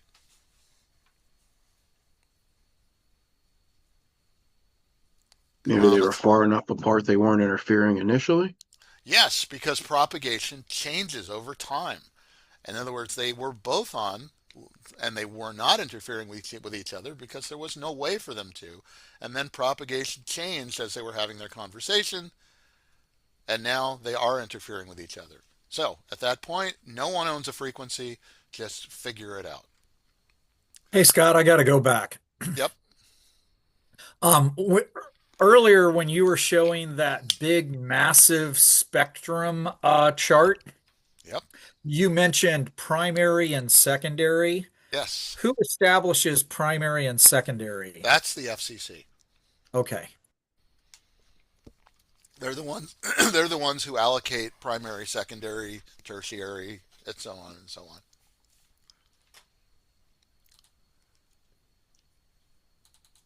Okay. Let's see. Now we're into emergency communications, or EMCOM. It is right in the FCC rules, right at the very beginning, that says that in addition to becoming a trained pool of operators and electronics experts and communications experts, one of the big things that we're supposed to do in exchange for having these licenses is help out the public in times of emergency. That is right in the beginning of the FCC rules. There are two ways we can do this. One is ARES, which is the Amateur Radio Emergency Service, and one is RACES, which is the Radio Amateur Civil Emergency Service. Notice that these are very similar. They both do work for the public. They both do work for government agencies. They both help out in times of emergency. The one difference is that the C stands for civil, and that translates to civil defense. The one without the C basically is public service. So people who are part of RACES are often or usually registered with a civil defense agency. So that means government. like emergency service. Whereas ARES, you register with the American Radio Relay League, which runs ARES, and then you work and provide emergency communications. They often are interchangeable with each other, but again, RACES can handle like crowd control and things like that because it's civil defense. Net control. Okay, net control station is a net is short for a network, which is basically a group of people who are communicating with each other for the purpose of sending traffic. Traffic is information being sent from place to place. We try to be very precise when sending this traffic from place to place. We don't want words to disappear. If we're sending digital messages, we don't want data to be lost, because the difference between I am going to the park and I am not going to the park is only one word, but it has a completely different meaning. One way that we take care of that is we count the number of words, and that's called a check. If the check doesn't match, the check is given in the header of the message. If the check doesn't match, you say, I want to repeat because I missed something, and you ask for the message again. That message traffic is passed from station to station, either directly or through the net control station, who's basically the traffic cop running the whole net. That person typically orchestrates all the traffic, determines who gets to talk when, determines when information gets passed and how it gets passed. When you participate in a net, you're typically quiet unless you're asked to talk or you are reporting an emergency. We practice nets because one of the fundamental things that we do is, in times of emergency, we're supposed to know how to communicate. Practice makes perfect. By doing the things that we do on a regular basis for fun, that means that when the time comes, we will know what to do when it's not there for fun anymore. So essentially, operating on the air, participating in a net, learning how to be a net control station, these are all fundamental things that will help us meet our stated goals and meet our FCC allow us to kind of meet the expectations that the FCC has for us in times of emergency. Traffic, again, is messages. Good traffic handling, exactly as received. Okay, so let's say that I'm passing across a name which is Sidon. First name Daryl, right? There are a lot of different ways to spell Daryl, aren't there? D-A-R-R-E-L, D-A-R-R-Y-L, D-A-R-R-E-L-L. So it is important that I spell it out. Well, if I'm going to spell it out, I might as well make sure if the conditions are really good, I might say D-A-R-Y-L. But somebody else is busy writing it down on the other side, and I can't guarantee what the conditions are like there. Maybe it's really noisy, or maybe the conditions are really lousy. So I would spell it Delta Alpha Romeo Yankee Lima, using the standard phonetic alphabet, which is the ITU phonetic alphabet, to eliminate ambiguity.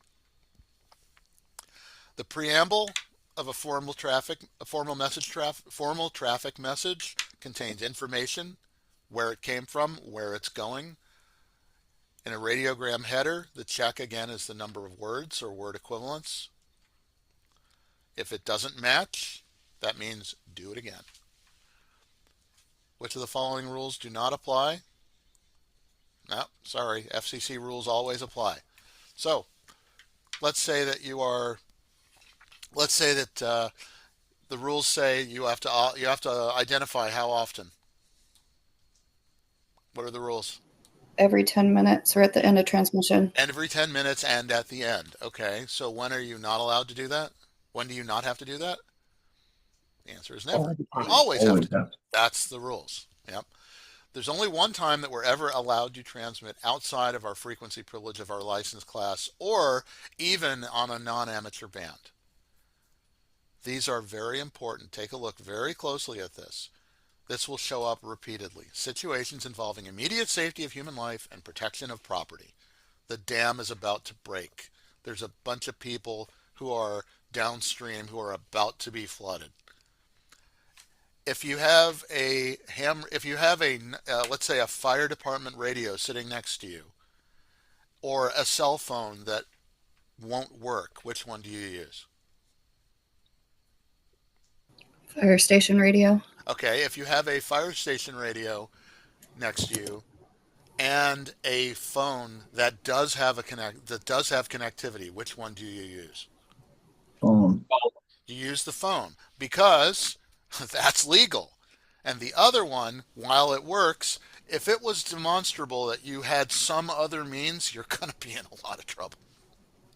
So before doing something like that, you better be really, really, really sure that breaking the rules was absolutely necessary.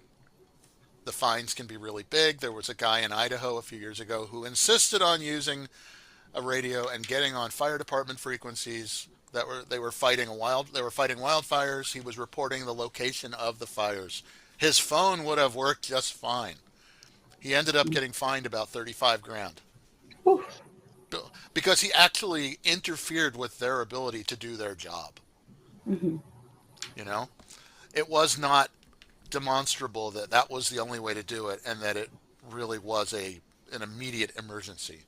He just took it upon himself, and you're not allowed to do that. The rules are there for a reason. So, okay, who can contact the International Space Station? I can. I did. It was awesome. I talked to an astronaut. Any amateur holding a technician class or higher license. UV mode when talking to a satellite is UHF up and VHF down. This is typically 70 centimeters going up and 144 megahertz or 2 meters coming down. Amateur radio satellites, we do FM, we do Morse code, we do data, we do single sideband. Satellites, depends on how the satellite is built. If using excessive effective radiated power on an uplink, if there are many users using a satellite, essentially if you transmit too much power up, you can blind the satellite to other stations, in which case they don't get heard. A satellite, as it's transmitting overhead, will be beaconing information down, saying, here's my call sign, here's my temperature, here's where I am, here's my altitude. As it's doing that, if you want to transmit up and you hear yourself coming down, your audio should be about the same strength as the beacon. LEO stands for Low Earth Orbit, LEO. A satellite beacon, again, is any information from a satellite that contains status information. You do not need to have a license to listen to that beacon. You do not need a license to listen to telemetry information coming from a satellite. It's just you're just receiving. Okay, satellite tracking program. These are really cool. It makes life a lot easier. For instance, if I go to the AMSAT satellite tracker. Hey, do we have anybody here from Portland State today by chance? Anyone from Portland State University? I thought there was going to be at least one person here. I guess not. Anyway, Portland State University has a hybrid ham radio and satellite group that builds CubeSats. And it's really helpful to have satellite tracking data when you are trying to track your satellite and be able to communicate with it. Okay, let's see. Do I need a license to put my own satellite up in orbit? Yes. Huh. But with a ham license, you can build your own satellite, and if you can get a location and you can get a ride, sure. I wonder how much that'll cost you. It depends. Sometimes they'll do it for free. I mean, the satellite won't be free, but you might be able to get some space for free.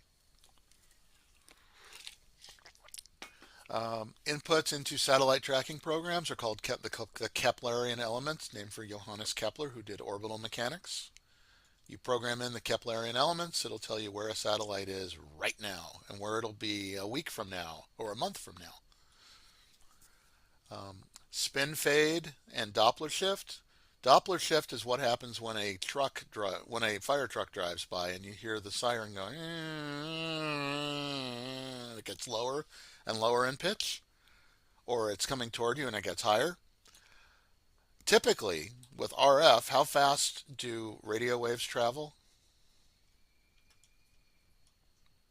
Speed of light. Speed of light. Okay.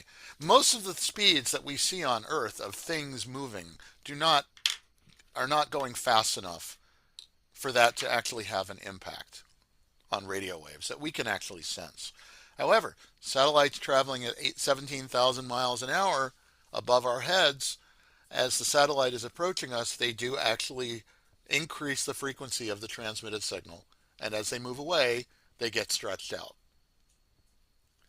So it's not as evident on the 2-meter band. It is very evident on the 70 centimeter band. So when making a satellite communication, I might have to alter my frequency by up to 15 kilohertz plus and minus in order to stay hooked up with the Doppler properly. Spin So would you fade. just alter your bandwidth to stay inside that band for that frequency, or you have to tune it? You actually tune your transmitting frequency. You actually tune your transmitting or receiving frequency, depending on which one you're transmitting on. Because you can't change physics. I actually have for communicating with the ISS, I have 7 channels programmed into my handheld. Because it has 5 kilohertz steps.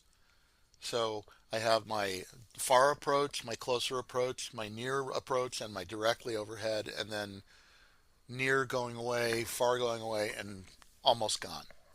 I have different Doppler shifts programmed in for those 7 channels. So I can just change the channel as it gets further away. And by the way, I made that contact with the ISS using a 3-element tape measure Yagi on my deck, and using my phone to track it and point it. How much time do you get for that transmission? The whole pass is typically going to be 10 minutes or less. And by the time it's your turn, if there's actually an astronaut on board, you've got 15 seconds. You've got a 15-second contact, unless you've pre-scheduled something, because as soon as somebody hears that there's an astronaut on the air, everybody wants to get on. So, you say your piece, said it's great talking with you, here's your signal report, here's mine, okay, thanks, next. Spin fading of satellite signals. Satellites are rotating as they are flying through space.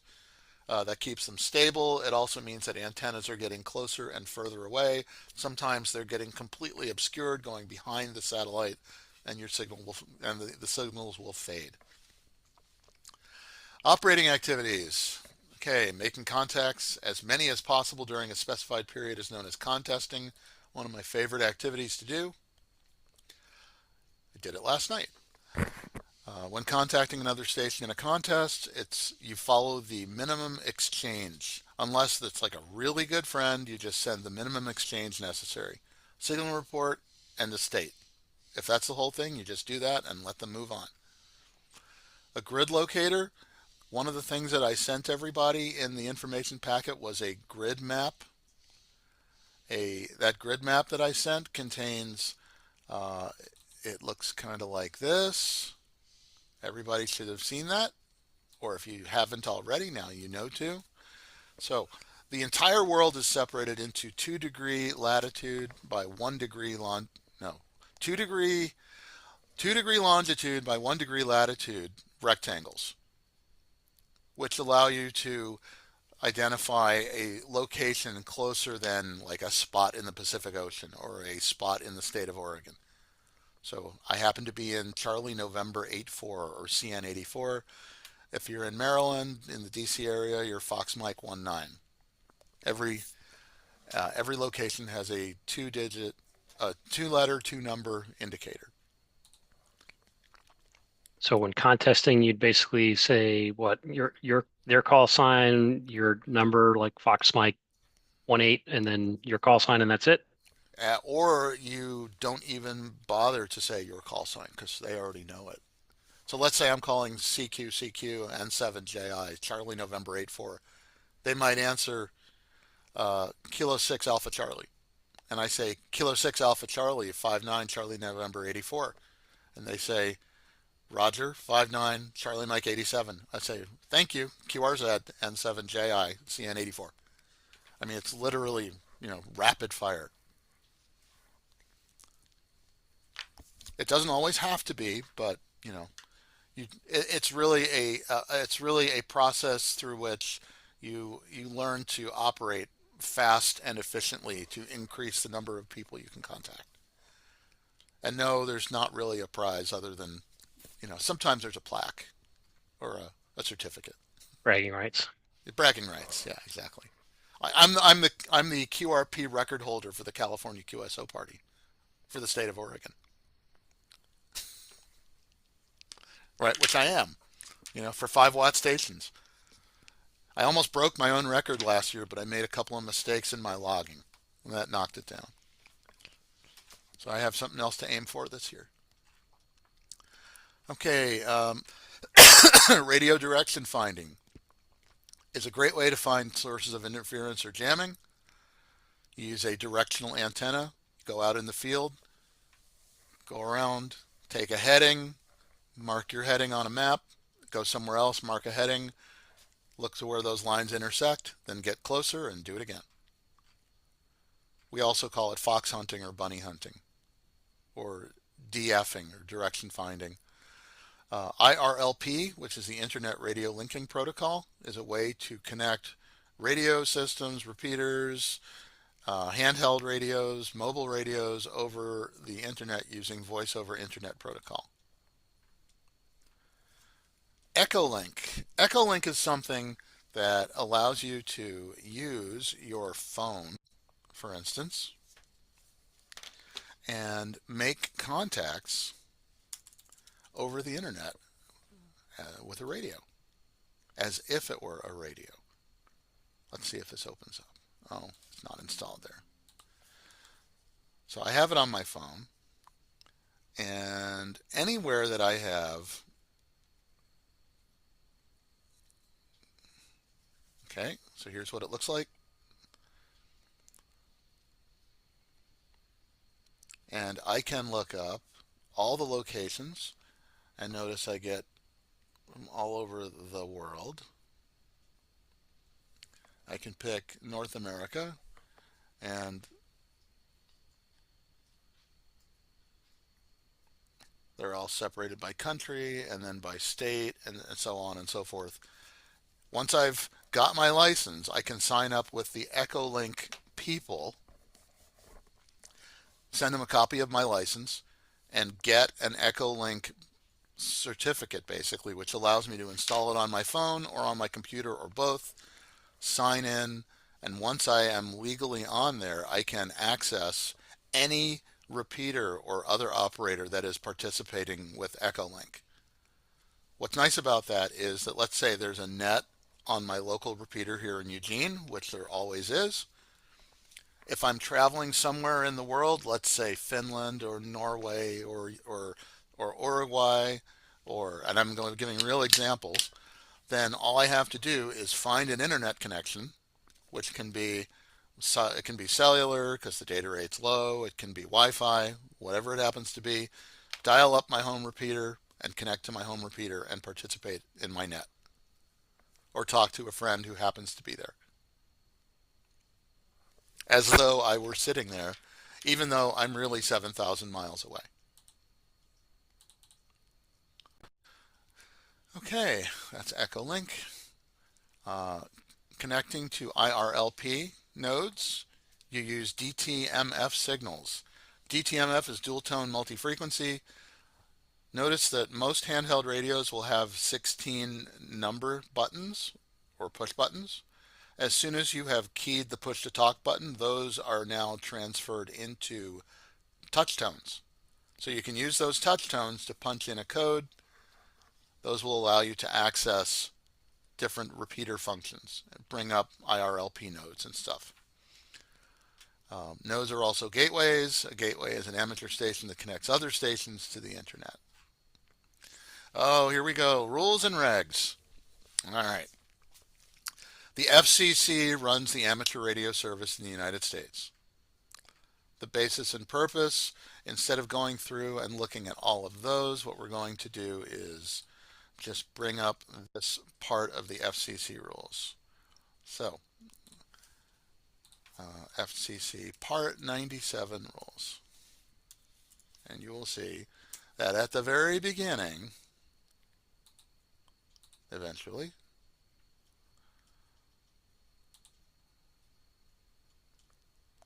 okay, here we go.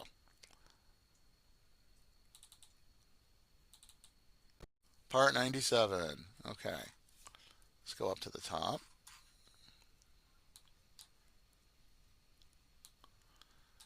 Basis and purpose of the amateur radio service. Notice it's called the amateur radio service, not the amateur radio hobby.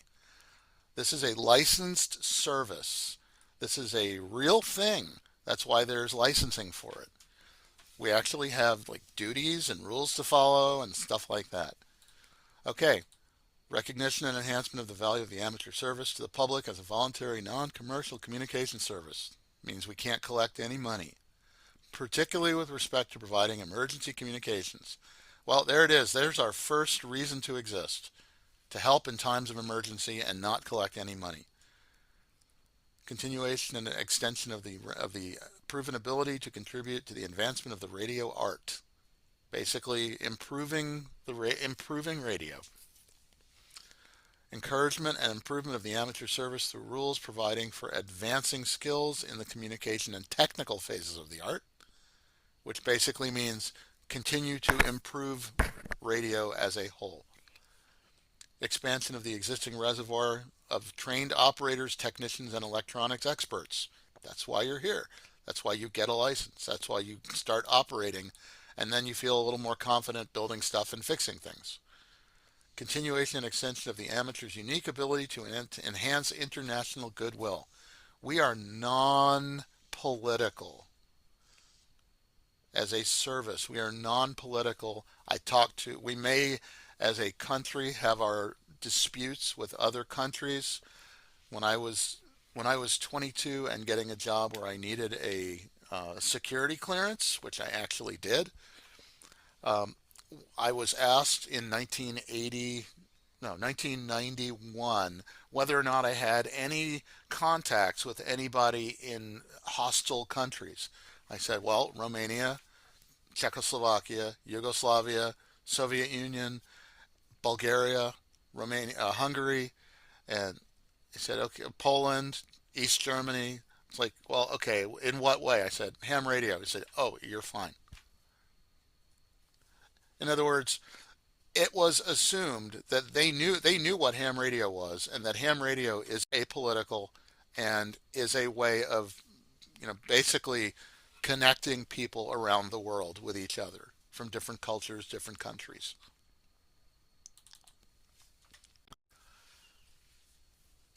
Okay, let's see. Basis and purpose. Part 97 definition of a beacon. A beacon is a one. Okay, first of all, some of you may catch yourself saying the word broadcast. Amateur radio operators never broadcast. We don't broadcast. We transmit. The reason we don't broadcast is that broadcasting is meant for the general public, and we don't have anything to do with the general public per se. We have, what we say is intended for the amateur radio community. Others might be listening, but it's not broadcasting. So that's just a clarification I want to make. So a beacon could be construed as broadcasting, except that it's actually a one-way transmission meant for the amateur community that sends propagation information, experimental activities, weather reports, things like that. So A space station is any station, any amateur station 50 kilometers up or higher. When are you allowed to interfere with anyone else? The answer is never, not on purpose. A volunteer frequency coordinator is that group that is recognized by local amateurs to figure out who gets to use what repeater frequency for what purpose. A frequency coordinator is a thankless job, once again. Um, but they are elected by people in a local or regional area where people are eligible to be repeater or auxiliary stations. So technicians are Yep, licensed to do a repeater station, right? yep. So if you want to put up a repeater, you can vote for your local frequency coordinator. Okay, 6-meter band. There is no way to do this stuff other than remembering it.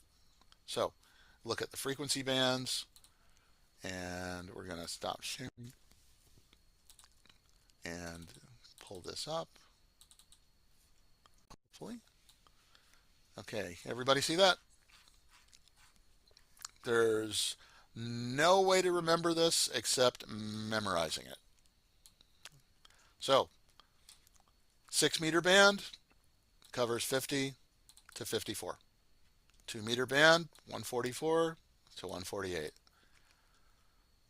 This band, which is 1.25 meters or 222 we call it, this is the one that's split into those two where we have 222 to 225, but also 219 to 220, which is a weird little band used for digital message forwarding systems. That came about a long time ago when UPS proposed and was given access to the 220 to 222 band in exchange for the other one so that they could do some package tracking stuff. Remember I said that bandwidth is a coveted thing? They found they wanted bandwidth, so they made a trade. We ended up coming out on the short end for it. So, okay, 70 centimeters is 420 to 450 megahertz. The answers to these questions will show up in those answers.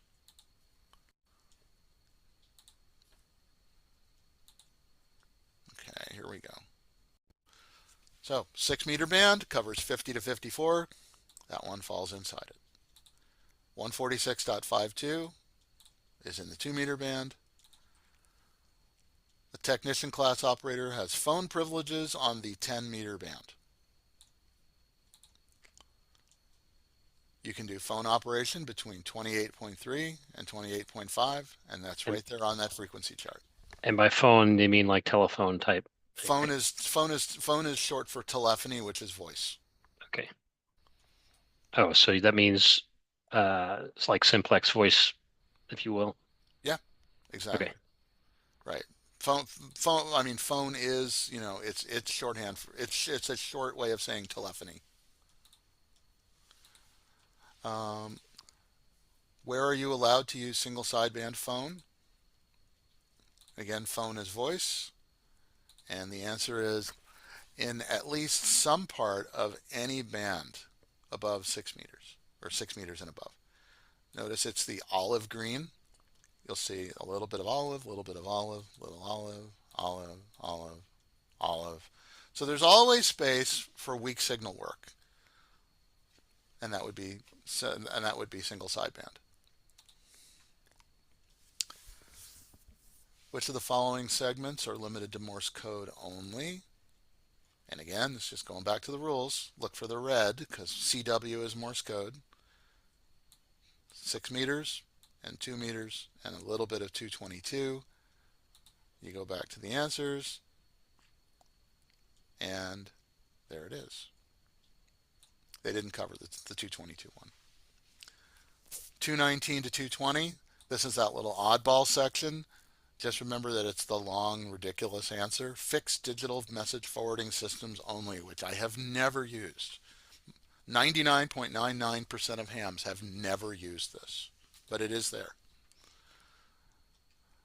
Why should you not set your transmit frequency to be exactly at the edge of an amateur band? This is an excellent time to cover this.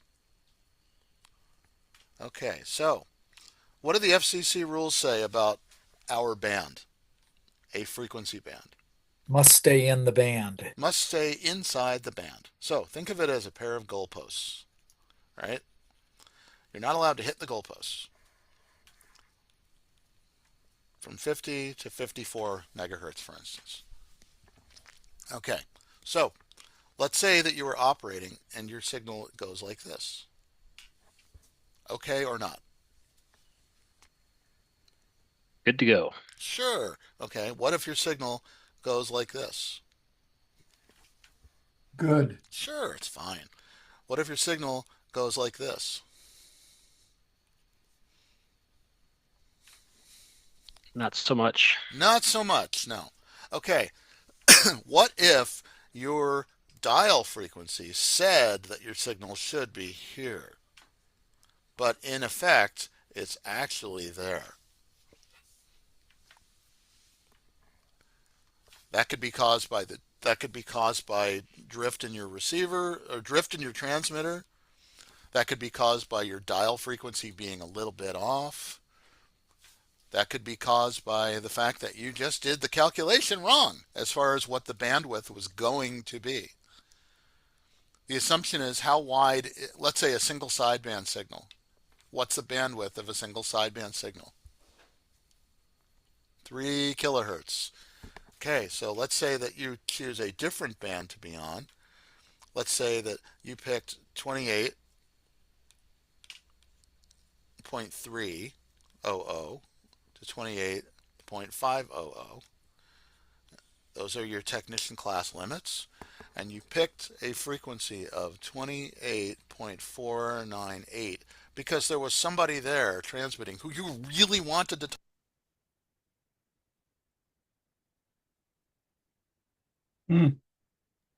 Scott, your audio's gone. Oop, there we go.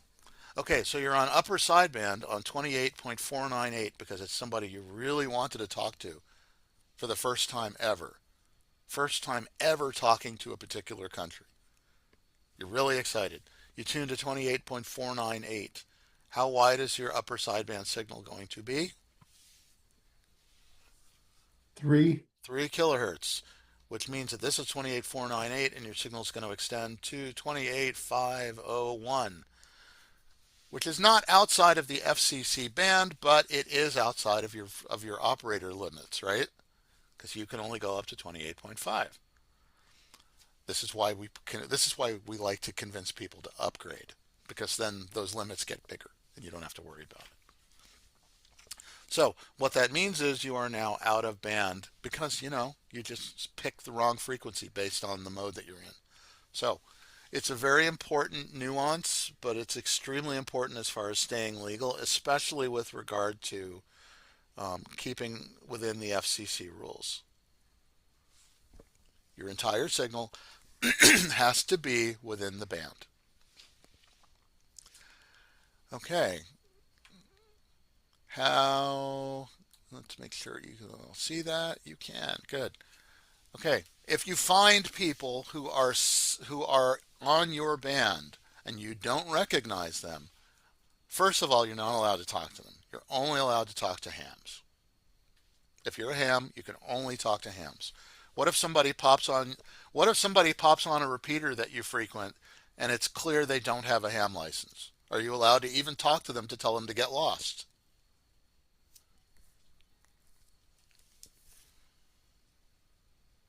What do you think? Technically, no. No, you are not. If you know for a fact that they don't have a license, you are not allowed to even tell them you need to get lost. They don't exist. You're not allowed to talk to them.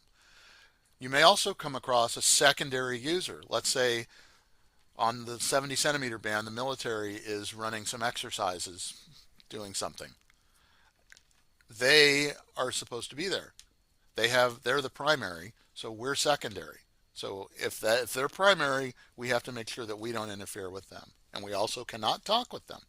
There's only a couple of situations when we are allowed to talk with other non-hams. And one of them, there's a special dispensation for something that we do every year called the cross-band test with the military stations. where they transmit on their frequencies outside of the ham bands, and we transmit on our frequencies inside the ham bands. And they use weird stations like November Tango Whiskey or Alpha Alpha Quebec because they are military stations and those are their call signs. Have a couple of those in my log. It's kind of cool, actually. Okay, since we're only allowed to do that like one day a year, kind of a special day. It's on Armed Services Day or Armed Forces Day. Okay, since technician class operators, except for some specific restrictions, what's the maximum peak envelope power output allowed? That is 1500 watts on the VHF frequencies. Above 30 megahertz would be VHF and UHF.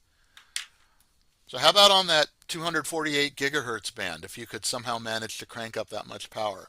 248 gigahertz, how much power could you run?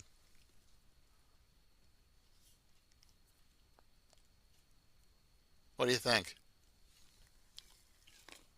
1.21 gigawatts. You could run 1500 watts. You run 1500 watts. That's your legal power limit. I mean, you have an antenna that has 40 dB of gain. I mean, you can, put a hole in something with that. So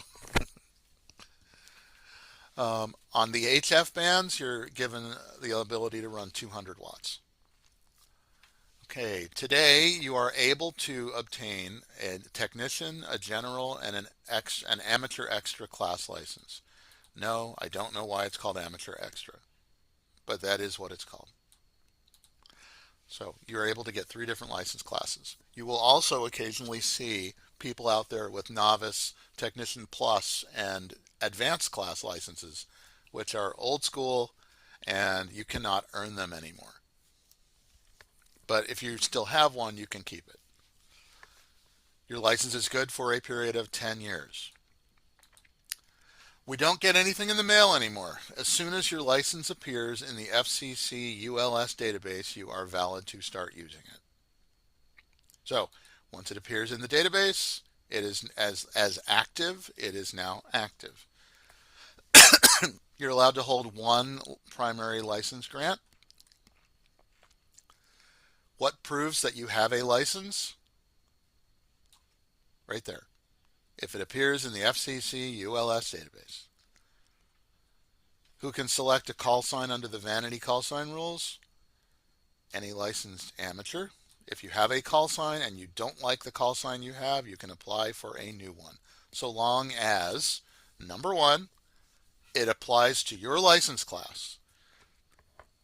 And number 2, it has to be a call sign in the United States. What I'm hoping to do right now is preventing you the embarrassment of sending a letter or sending a form to the FCC asking for a call sign that they cannot possibly give you because the United States doesn't have it. It's not an American call sign. The United States is granted call signs that begin with the letters W, N, K, and anything AA through AL. That is all. If you want to pick a call sign that starts with an M or a B or a C or a J or something like that, for this you would have to move to the UK. For this you would have to move to China. For this, depending on where it is, you could either move to Chile or Canada. For a J, you would have to move to Japan. So, do not select call signs for which the United States does not have any ability to give it to you. I'm just telling you that now. So, the other thing is, call signs are allocated by groups. So, it can start with a W. It always has to have 1 number.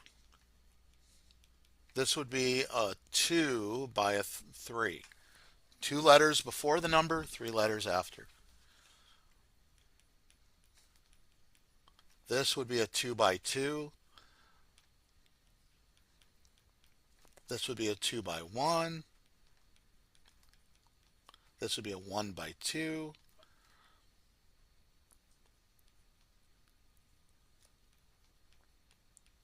This would be a 1 by 3. As a technician class operator or a general class operator, you can select call signs from these groups. And that is all. If you have an advanced class, you can go a little bit further. You can get a 2 by 2. There are very few advanced class operators now. If you have an extra class operator, you can pick from any of them. So, that being said, which call sign is a valid technician class call sign? KF1XXX. It's part of the United States allocation, and it's a 2 by 3, so that's fine. The grace One period by three and 2 by 3. 1 by 3 and 2 by 3. The grace period on a license is 2 years. In that grace period, you can still get it back, but during that time, you are not allowed to use it because it is not active. You have to wait till it shows up in the database as active again. A club is a group of 4 hams. That defines a club. You can apply for a club license. If the FCC tries to get a hold of you, and they can't, either by email or by snail mail, they can revoke your license or suspend it. Revoke the station license or suspend the operator license. Okay, which of the following locations is considered part of the United States? That would be any vessel or craft in international waters and a part of the United States. So if it's flying the U.S. flag, your call sign is valid there. When are you allowed to do things that are obscene over the air? The answer is never. We are subject to the same rules for over-the-air broadcasting. Under what conditions can an amateur station transmit music? Well, manned spacecraft communications. This comes back to the old days of the space shuttle when they used to wake up astronauts using wake-up music. Those would get transmitted over ham repeaters, typically out of Johnson Space Center and Goddard Space Flight Center. So the music would go over the air. So if it was incidental, we are not allowed to transmit music. We're not allowed to do anything to make money. We're not allowed to encode messages to obscure meaning unless we're using it to control a space station, like a satellite, or a remote control craft, because we don't want somebody to take over our devices. Somebody asked about third party, and somebody asked about whether or not you're allowed to talk to someone. The ITU is the part of the United Nations that deals with telecom. Any country whose organization the government has said we don't want this country talking to our hams can file a statement that says that. There was a group of Italian hams who went to Yemen a few years ago and were operating from an island, and they were told you are not allowed to communicate with any Israelis, even though you can hear them. You're only a few hundred miles apart, but we're still at war with them, technically, so we don't allow our hams to talk with their hams, and since you're operating in Yemen, you can't talk to the Israelis. Okay, when can you operate a station and make money doing it? The only time is if you happen to be a teacher and you're using it for educational instruction in the classroom. Ham stuff for sale. We run swap nets. Those are fine if it's not a business. If you're running a business, you cannot do that over the air because we cannot earn money with our licenses. If you once in a while have something to sell, you can post it, you can talk about it, you can even say, I'll deliver it tomorrow. But if you can't do it on a regular basis. Broadcasting, again, is transmissions identified for the general public, and we don't do that. We are allowed to send one-way transmissions for lots of reasons, but we are not allowed to broadcast. There are times when we are able to support broadcasting or program production or news gathering or things like that. Again, if this ever shows up, if you ever see directly related to the immediate safety of human life or protection of property, if that's in the answer, that is the correct answer. Basically, if those things happen, the rules are kind of, thrown out the window a little bit. They're not totally thrown out the window, but what we're able to do kind of gets extended. So what are we allowed to do? Communications incidental to the purposes of the amateur radio service and remarks of a personal character. So how are the kids? How's the weather? How's that radio you're using? Hey, how's your hip? I heard you got it replaced, right? I used to laugh when I heard stuff like that on the air when I was 17 years old. I don't laugh anymore. Hits a little too close to home. Control operator and control types. Okay, this is a very important distinction. A station license covers the equipment. A club has a station license, but it has no operator license associated with it. In other words, a club station cannot be operated without a licensed ham at the controls. The club station license does not specify any particular person. Somebody walks in with a ham license, their privileges get assigned to that station, and they can operate the station using the station call sign. So, my club in college, W3EAX, as an extra, we had an extra class trustee who was responsible for the upkeep of the station. I had an extra class call. I could walk in and use the W3EAX call sign with extra class privileges. Somebody else who walked in with a technician class license could only operate that W3EAX as a technician class license. So the operator license privileges transfer to the station. Okay. Who does the FCC presume to be the control operator? That would be the station licensee. Well, if it's my home station, it presumes that it's my station and I'm the licensee. If I am at home and somebody else comes over, like I have a visitor, and they are the station licensee, or I'm the station licensee and they want to operate using their own call, I can grant them the privileges to do that. If something goes wrong, then we are both responsible for it. That's an important distinction. If a repeater inadvertently retransmits communications, repeaters are automatic. The control operator of the originating station, that control operator is the person who hit the push to talk button. Do they have to have a license to be a control operator? No, not really. They're the ones who are responsible for the signals coming into the repeater. They're responsible for what comes out of it. What determines the transmitting frequencies of an amateur station? The class of operator license held by the control operator. The control operator is the person who is responsible at that moment.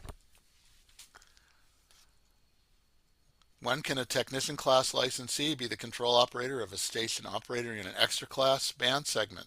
The answer is never. I guess if it was an emergency involving, safety of human life and protection of property, I guess the answer would be that, but it's not that now. If you're operating through a space station or a satellite, any amateur allowed to transmit on the uplink frequency, even if their voice shows up on a frequency they don't have privileges on, it was basically just their voice and it was moved somewhere. So if you have privileges to operate on the uplink, it doesn't matter if it comes out on the downlink. Okay, station control point. This is my push to talk button on my handheld. This is the control point of this station. This stupid little handheld, one handheld radio, is a station. It's a piece of gear that can transmit a signal. And this is the control point. That's a local control. Remote control is what I was doing just the other day, where I was at the fairgrounds in Salem, operating my radio station at home in Eugene from 75 miles away over the internet. That would be remote operation. One of the things about remote operation is that you have to be the one in control. You can't leave. And if you do leave, you have to shut it down and break the link. And we are in the very last section. Does anyone have any questions before we do this very last section? So No? do Oh, do go we ahead. re do we retest every 10 years? Is that No, no. You just, unless you let it lapse and forget. But no, your license is good so long as you keep renewing it forever. If So you don't if forget. you if you move up in license class, are you still able to keep your whatever call sign you had, or do you If have to change it? if you really like it, you can keep it. Okay. Yeah, let's say you applied for a vanity call that you really liked and you upgrade to extra, you can keep it. You never have to change. Okay. When are you required to transmit your assigned call sign? Everybody? Every 10 minutes and at the end. That's it. Yep. Okay. The only time you can transmit a signal without identifying it is when transmitting signals to a model craft, like a radio controlled car or a radio controlled boat, something like that. You're allowed, and the provision says that you basically have to have on your controller, you have to have your name, your address, and your call sign on the controller, on a like a placard. What language do you have to use when identifying in the United States using voice? You have to use English. You can have your whole conversation in another language, but you have to identify using English. The same way that when I was in South America, I had to identify in Spanish, but I could have an English language conversation. You can also have Morse code going off in the background to identify your station. Most repeaters identify in Morse code. Another good reason to know Morse code. Regarding the phonetic alphabet, use of the phonetic alphabet is encouraged, not required, but a good idea. Now we get into emergency communications and tactical call signs. So let's say you're supporting a race and you're at aid station number 1. You can use the call sign aid station number 1. How often do you have to identify using your actual call sign? It's the same rules. The same rules. You can call yourself aid station 1, but that's not a ham call. You have to use every 10 minutes and at the end. Okay. Self-assigned indicators. After your call sign, you would specify that you are in a different part of the country, for instance, by using a stroke, slash, or slant. In Morse code, it's dotted, dotted, which is slash. It basically says, I'm operating in another part of the country. Now, if you were operating in another part of the world, you would have to get a license from that other country to permit you to operate. And that is their prefix followed by a slash followed by your call sign. It's backwards. Question about the self-identification at the end. Is that like when you at the end, meaning at the end when you release the push to talk button, No, or is that's at like the end like when you're signing off, like out? Neither. That's basically for today. I'm N7JI/6. I gave myself a new call sign for today. Okay, but I'm saying as far as like when you're required to say your call sign during a transmission, it's every 10 minutes and at the end. What does at Right. the end mean? Like when you release the push to talk, like but just before you release push to talk, or When you're done having a conversation with someone. okay. So even though you're exchanging back and forth when you're done signing out, like, you'd say NJ7I out. Yeah. Or Okay. just N7JI clear. You just give your call sign and you're done. So another way that, and I know we're running a little bit over, but it's not bad. It's not bad. So here's the call region map. When you get a call sign, when you get a license, it will be from the region in which you live. And I don't know why this is so slow today. Let's just look at this one. There we go. So depending on where you live, that's the number that you will get in your sequentially given call sign. Once you request a vanity call sign, actually you no longer have to pick one from the region in which you are. My wife lives in Oregon. She has a 3 call. I have there's some people I know who live here in Oregon who have a 0 call, some people who have a 9 call, a few people I know who have a 4 call. The sequentially allocated call signs will all come with the number 7. I like having a 7. I used to have a 3 when I moved here. It got frustrating because people thought I was on the East Coast. So instead of changing my call sign to N7JI/3 every time I wanted to make a call, or NF3I/7. Sorry, NF3I/7. I just found a new call sign that I liked that had a number in it that was appropriate for the area. But you don't have to anymore. You don't If it doesn't matter to you, you can do that. Third-party communications. Let's say that you have a kid who is sitting next to you who wants to get on the air. So long as the other person that they're talking to is in a country with which the United States has a third-party agreement, because that person is a third party to the communications, you are allowed to do it. So you can have two kids talking to each other using two licensed hams who are sitting next to each other having a conversation that's unrelated to either one of them. Who's responsible for what goes out of the station through the microphone? The person holding the ham license? Yep. That person is the control operator. They are responsible for what the third party is doing. There are certain countries with which we do not have a third party agreement. You have to, if you're going to be doing international communications and you want somebody, and somebody wants the experience of talking with somebody else overseas, it may or may not be legal and you have to check the rules. Fortunately, they're not hard to find. And finally, if the FCC knocks on your door at 3 in the morning and says, look, we really need to see your equipment, we think that there is something here that is interfering with the air traffic control system next door. You have an FCC license, you have to let them in. I don't know many people this has happened to, but in theory, they could.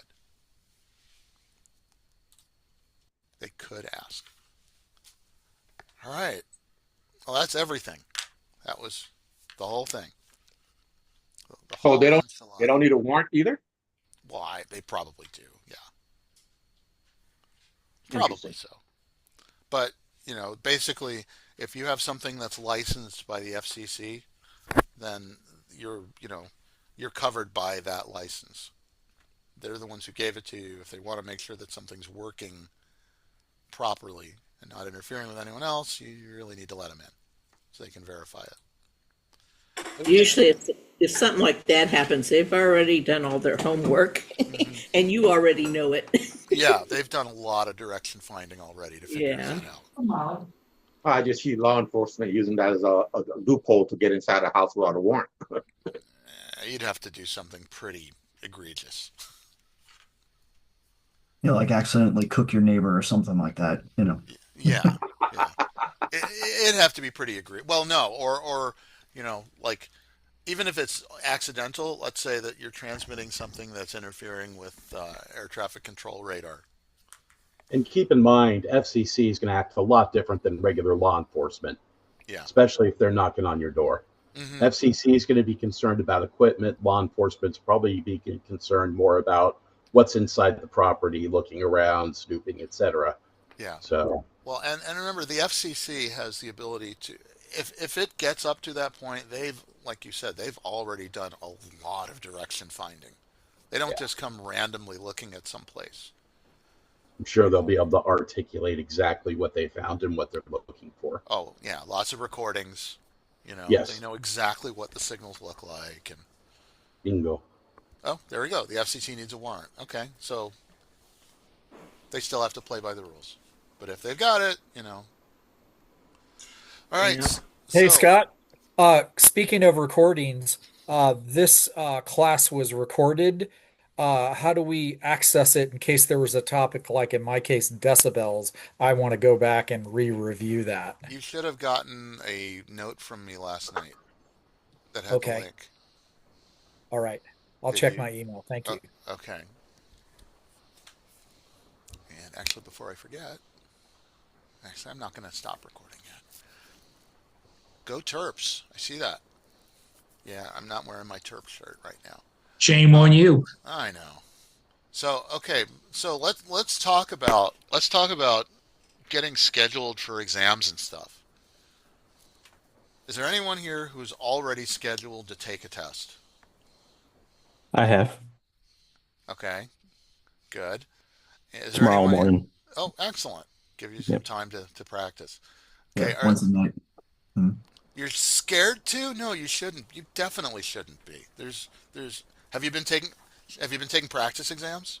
Then just go to just here. Go and schedule one right now. There's so many options. Let's go back to that ham study.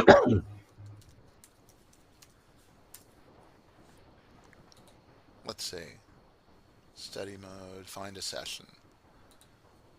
And let's shrink that down and pop this up. And oh, I mean, here's your online remote sessions. Bless you. Here's your online remote sessions. This is just today. I mean, that's just today. What is usually involved with taking the test online? Okay, so I've given a good number of online exams. Depending on whether or not it's a busy weekend, I'll sometimes have a group of examiners ready to come out and like actually do it. Um, Basically, an online exam. Okay, anyone who needs to take anyone who's going to take an FCC exam has to get an FRN. If you already have a GMRS license, for instance, you already have an FRN that you got through the FCC database. If you're going to take a test, you need to have an FRN. They're free. You sign up for it using the FCC computer system. You get it. You present that to your examiners. They write it all down and tie everything together. The actual process is you basically have to have ID. You have to have them, either take a picture or scan your ID. You have to fill out a form 605, which is the VEC licensing form. That if you happen to pass a test, that has all the information on it. That'll get submitted to the FCC so that the license can get processed. The actual process itself is they'll typically ask you to go find a nice quiet place where you can control the number of people going in and out of the room. You'll need a camera on your phone as well as a camera on your computer. So you need two cameras, right? And you'll be taking it online on your laptop. The other one is basically your phone sitting alongside, looking at your face and your hands and the screen. They'll ask you to take the camera, look up at the ceiling, show them the walls. You can't have any notes laying around, which is why a lot of people end up taking a test in the bathroom. Because if another person comes into the room while you're taking a test, they're going to have to stop the test and start it over. So however far you've gotten, they need you to do that. You also, I guess if you're in the bathroom, you could take a bathroom break, but they typically don't like to stop the test for bathroom breaks because, that they want you to just start it and finish it. So once everyone's approved of the surroundings and everything, and you've established that you're basically in an environment where you're not going to be disrupted. You're not going to have to use the bathroom in the middle. They will direct you to a web page and say, here's your exam, and you just start on the exam. And when you're done, you hit submit, and it gives you your score. If you've taken any practice exams using hamstudy.org, you will definitely recognize it because the official testing page is written by the same guy who runs hamstudy.org. So it looks almost identical. On average, how long does the test take? Anywhere between 5 minutes and an hour. And it's totally dependent on you. I mean, there's no time limit. No time No, limit. Okay. no, there's no time limit. So however long it takes is how long it takes. I've had people go through in 7 minutes. Holy jeez. Well, they've just practiced. They've If you know, and, you know. and Yeah. get they've gone through and they get 100. They'll get 100% in 7 minutes. It's like, yeah, you were really ready for this.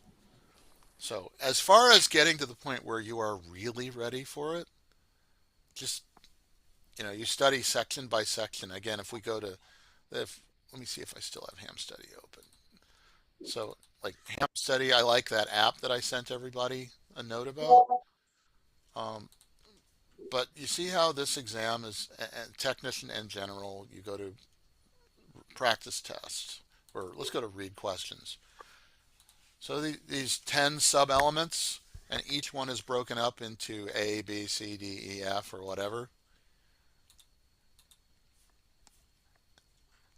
Each group of tests or each group of questions is going to be all from a particular area of study. So if you study subelement 2, T2A, all of those are going to be from the same group. They're all going to be from the same topic. And the other thing is when generating an exam, they're typically a very limited number of questions from each particular topic. So if you're weak on one topic, you really don't have to worry that much about it. If you're weak on one topic, you can also look at these over and over and over and look at the answers on the back of each question and practice it and understand why. Oh, why do I keep getting this wrong? It's a pretty nice site. So this really gives you the ability to drill down and really practice a section at a time. It's another reason I like the free app that I tell people to use, because you can take section quizzes over and over and over and over, practicing one little section, and you basically work on it until you're at 100% and then move on. And by the time you're done with all of those, then you go and take the full tests, which look like this. I mean, here's a practice test, 35 questions. This is very similar to what an actual online exam ends up looking like. You take these, as many as you want. When you're getting 85% every single time, then you're done. You go take the real thing. I mean, it's a very, you follow a rigorous process and you'll be done. But if you don't start, then you'll never finish. So you just have to start. But you mentioned a really clean environment essentially when you go to take this proctored test. Does that mean like you wouldn't be able to use your office or your craft room there? If you So can, if they look around and they don't see anything that could be helpful, then you're fine. If it's like taking a computer cert, it's a clean desk policy. They want you to clear everything off your desk completely, and no other computers. If you have external monitors, more than 2 or 3, they want you to disconnect all those. Yep. Same thing. Oh, you're allowed to use a dumb calculator, like a your old 4-function calculator: add, subtract, multiply, divide. Not programmable. They'll ask you to, if you have a memory, they'll ask you to look. They'll look at the memory, make sure there's nothing useful in it. They'll also ask to look at the floor, make sure you don't have any notebooks on the floor or anything like that. It is very rare for someone to cheat, but it has happened. So that's why all of these provisions are taken. That's why it takes 3 examiners, because it's very unlikely for 3 people to all agree to cheat. I think I'll go to a physical place. That'll be so much easier. Yeah, if you have one, if you have them locally. Yeah. It's a lot less hassle. Yeah. Yeah. But I mean, the other thing is that there are 750,000 hams in the United States right now. And a lot of hams get licensed every month, and a lot of hams have died over the years. I mean, there are millions of people who have taken and passed a ham radio exam in the United States. So don't worry too much about it. Just go and do it. Prepare. Be kind to yourself, you know, but don't take a day off. That's the other thing, you know?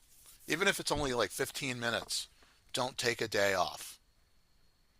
And the other thing is, if you're going for the technician exam and you kill the technician exam, you will typically be asked, do you want to try the general? So if you know that you are just killing the technician exam every single time, the general exam is a 50 to 60% overlap of material.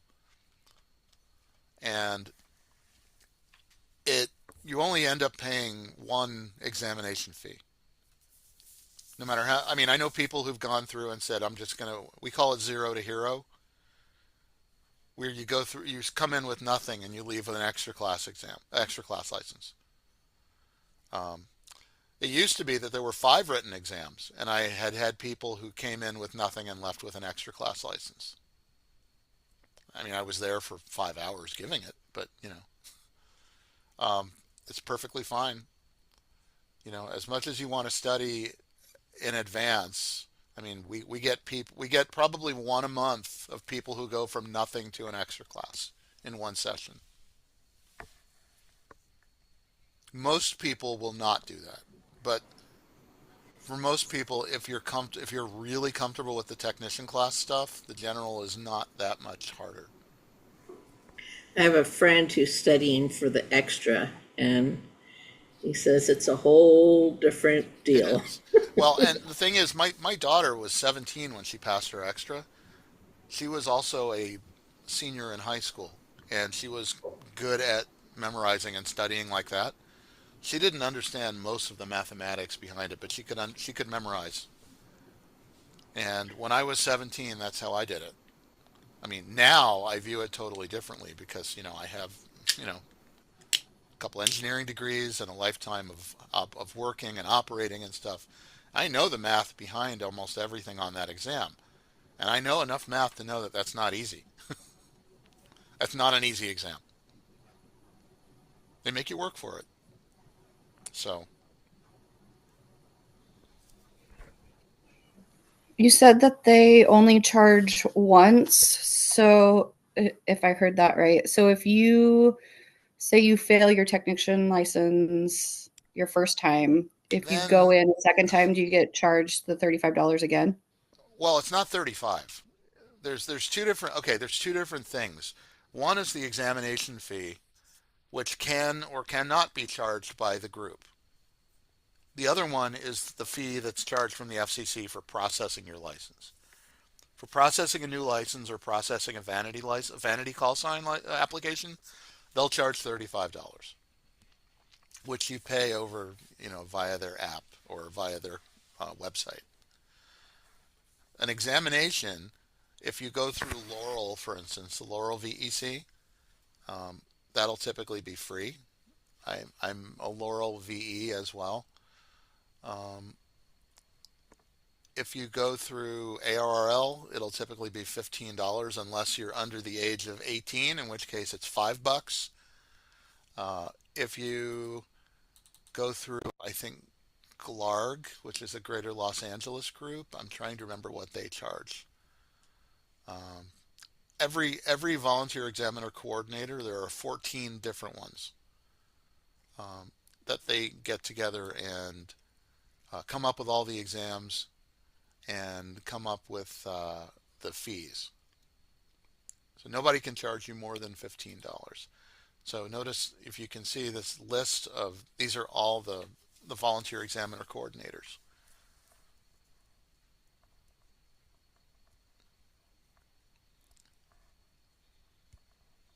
Some are regional, some are nationwide. None is allowed to charge you more than $15. The thing about taking an exam with ARRL is that the exam is, if you're under the age of 18, costs $5. Most clubs, or a lot of clubs that give the exams, will actually pick up the $5 charge. And then if you pass it, the ARRL has and I haven't really spoken about ARRL much, but the ARRL has um, a grant program where you can apply for and receive a $35 grant that covers the cost of licensing with the FCC if you're under the age of 18. So, and on top of that, the ARRL is also free membership for those 21 and under. It's a National Association for Ham Radio in the United States. About 130, 140,000 members. So education, news, magazines, books, stuff like that. Advocacy. This is actually the voice of the ham radio operator in front of the FCC and Congress. So, lobbying. As you can see now, with the value of bandwidth and allocations, it's important because we don't have any money to speak of. We don't make any money. The FCC gets no money, essentially no money from us, whereas a telecom company, cell phones or whatever, they have deep pockets and lots of lawyers. They are willing to pay, let's say $1 billion for frequencies. Now, we're not. So we have to make our case for what value we provide.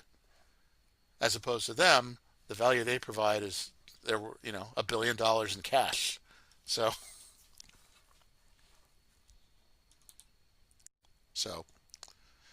any other questions or thoughts or comments or discussion amongst yourselves? I just want to say thank you so much for taking the time to do this for all of us. This was a wealth of knowledge. Honestly, just my mind is reeling. You touched on so many different sciences. It's amazing.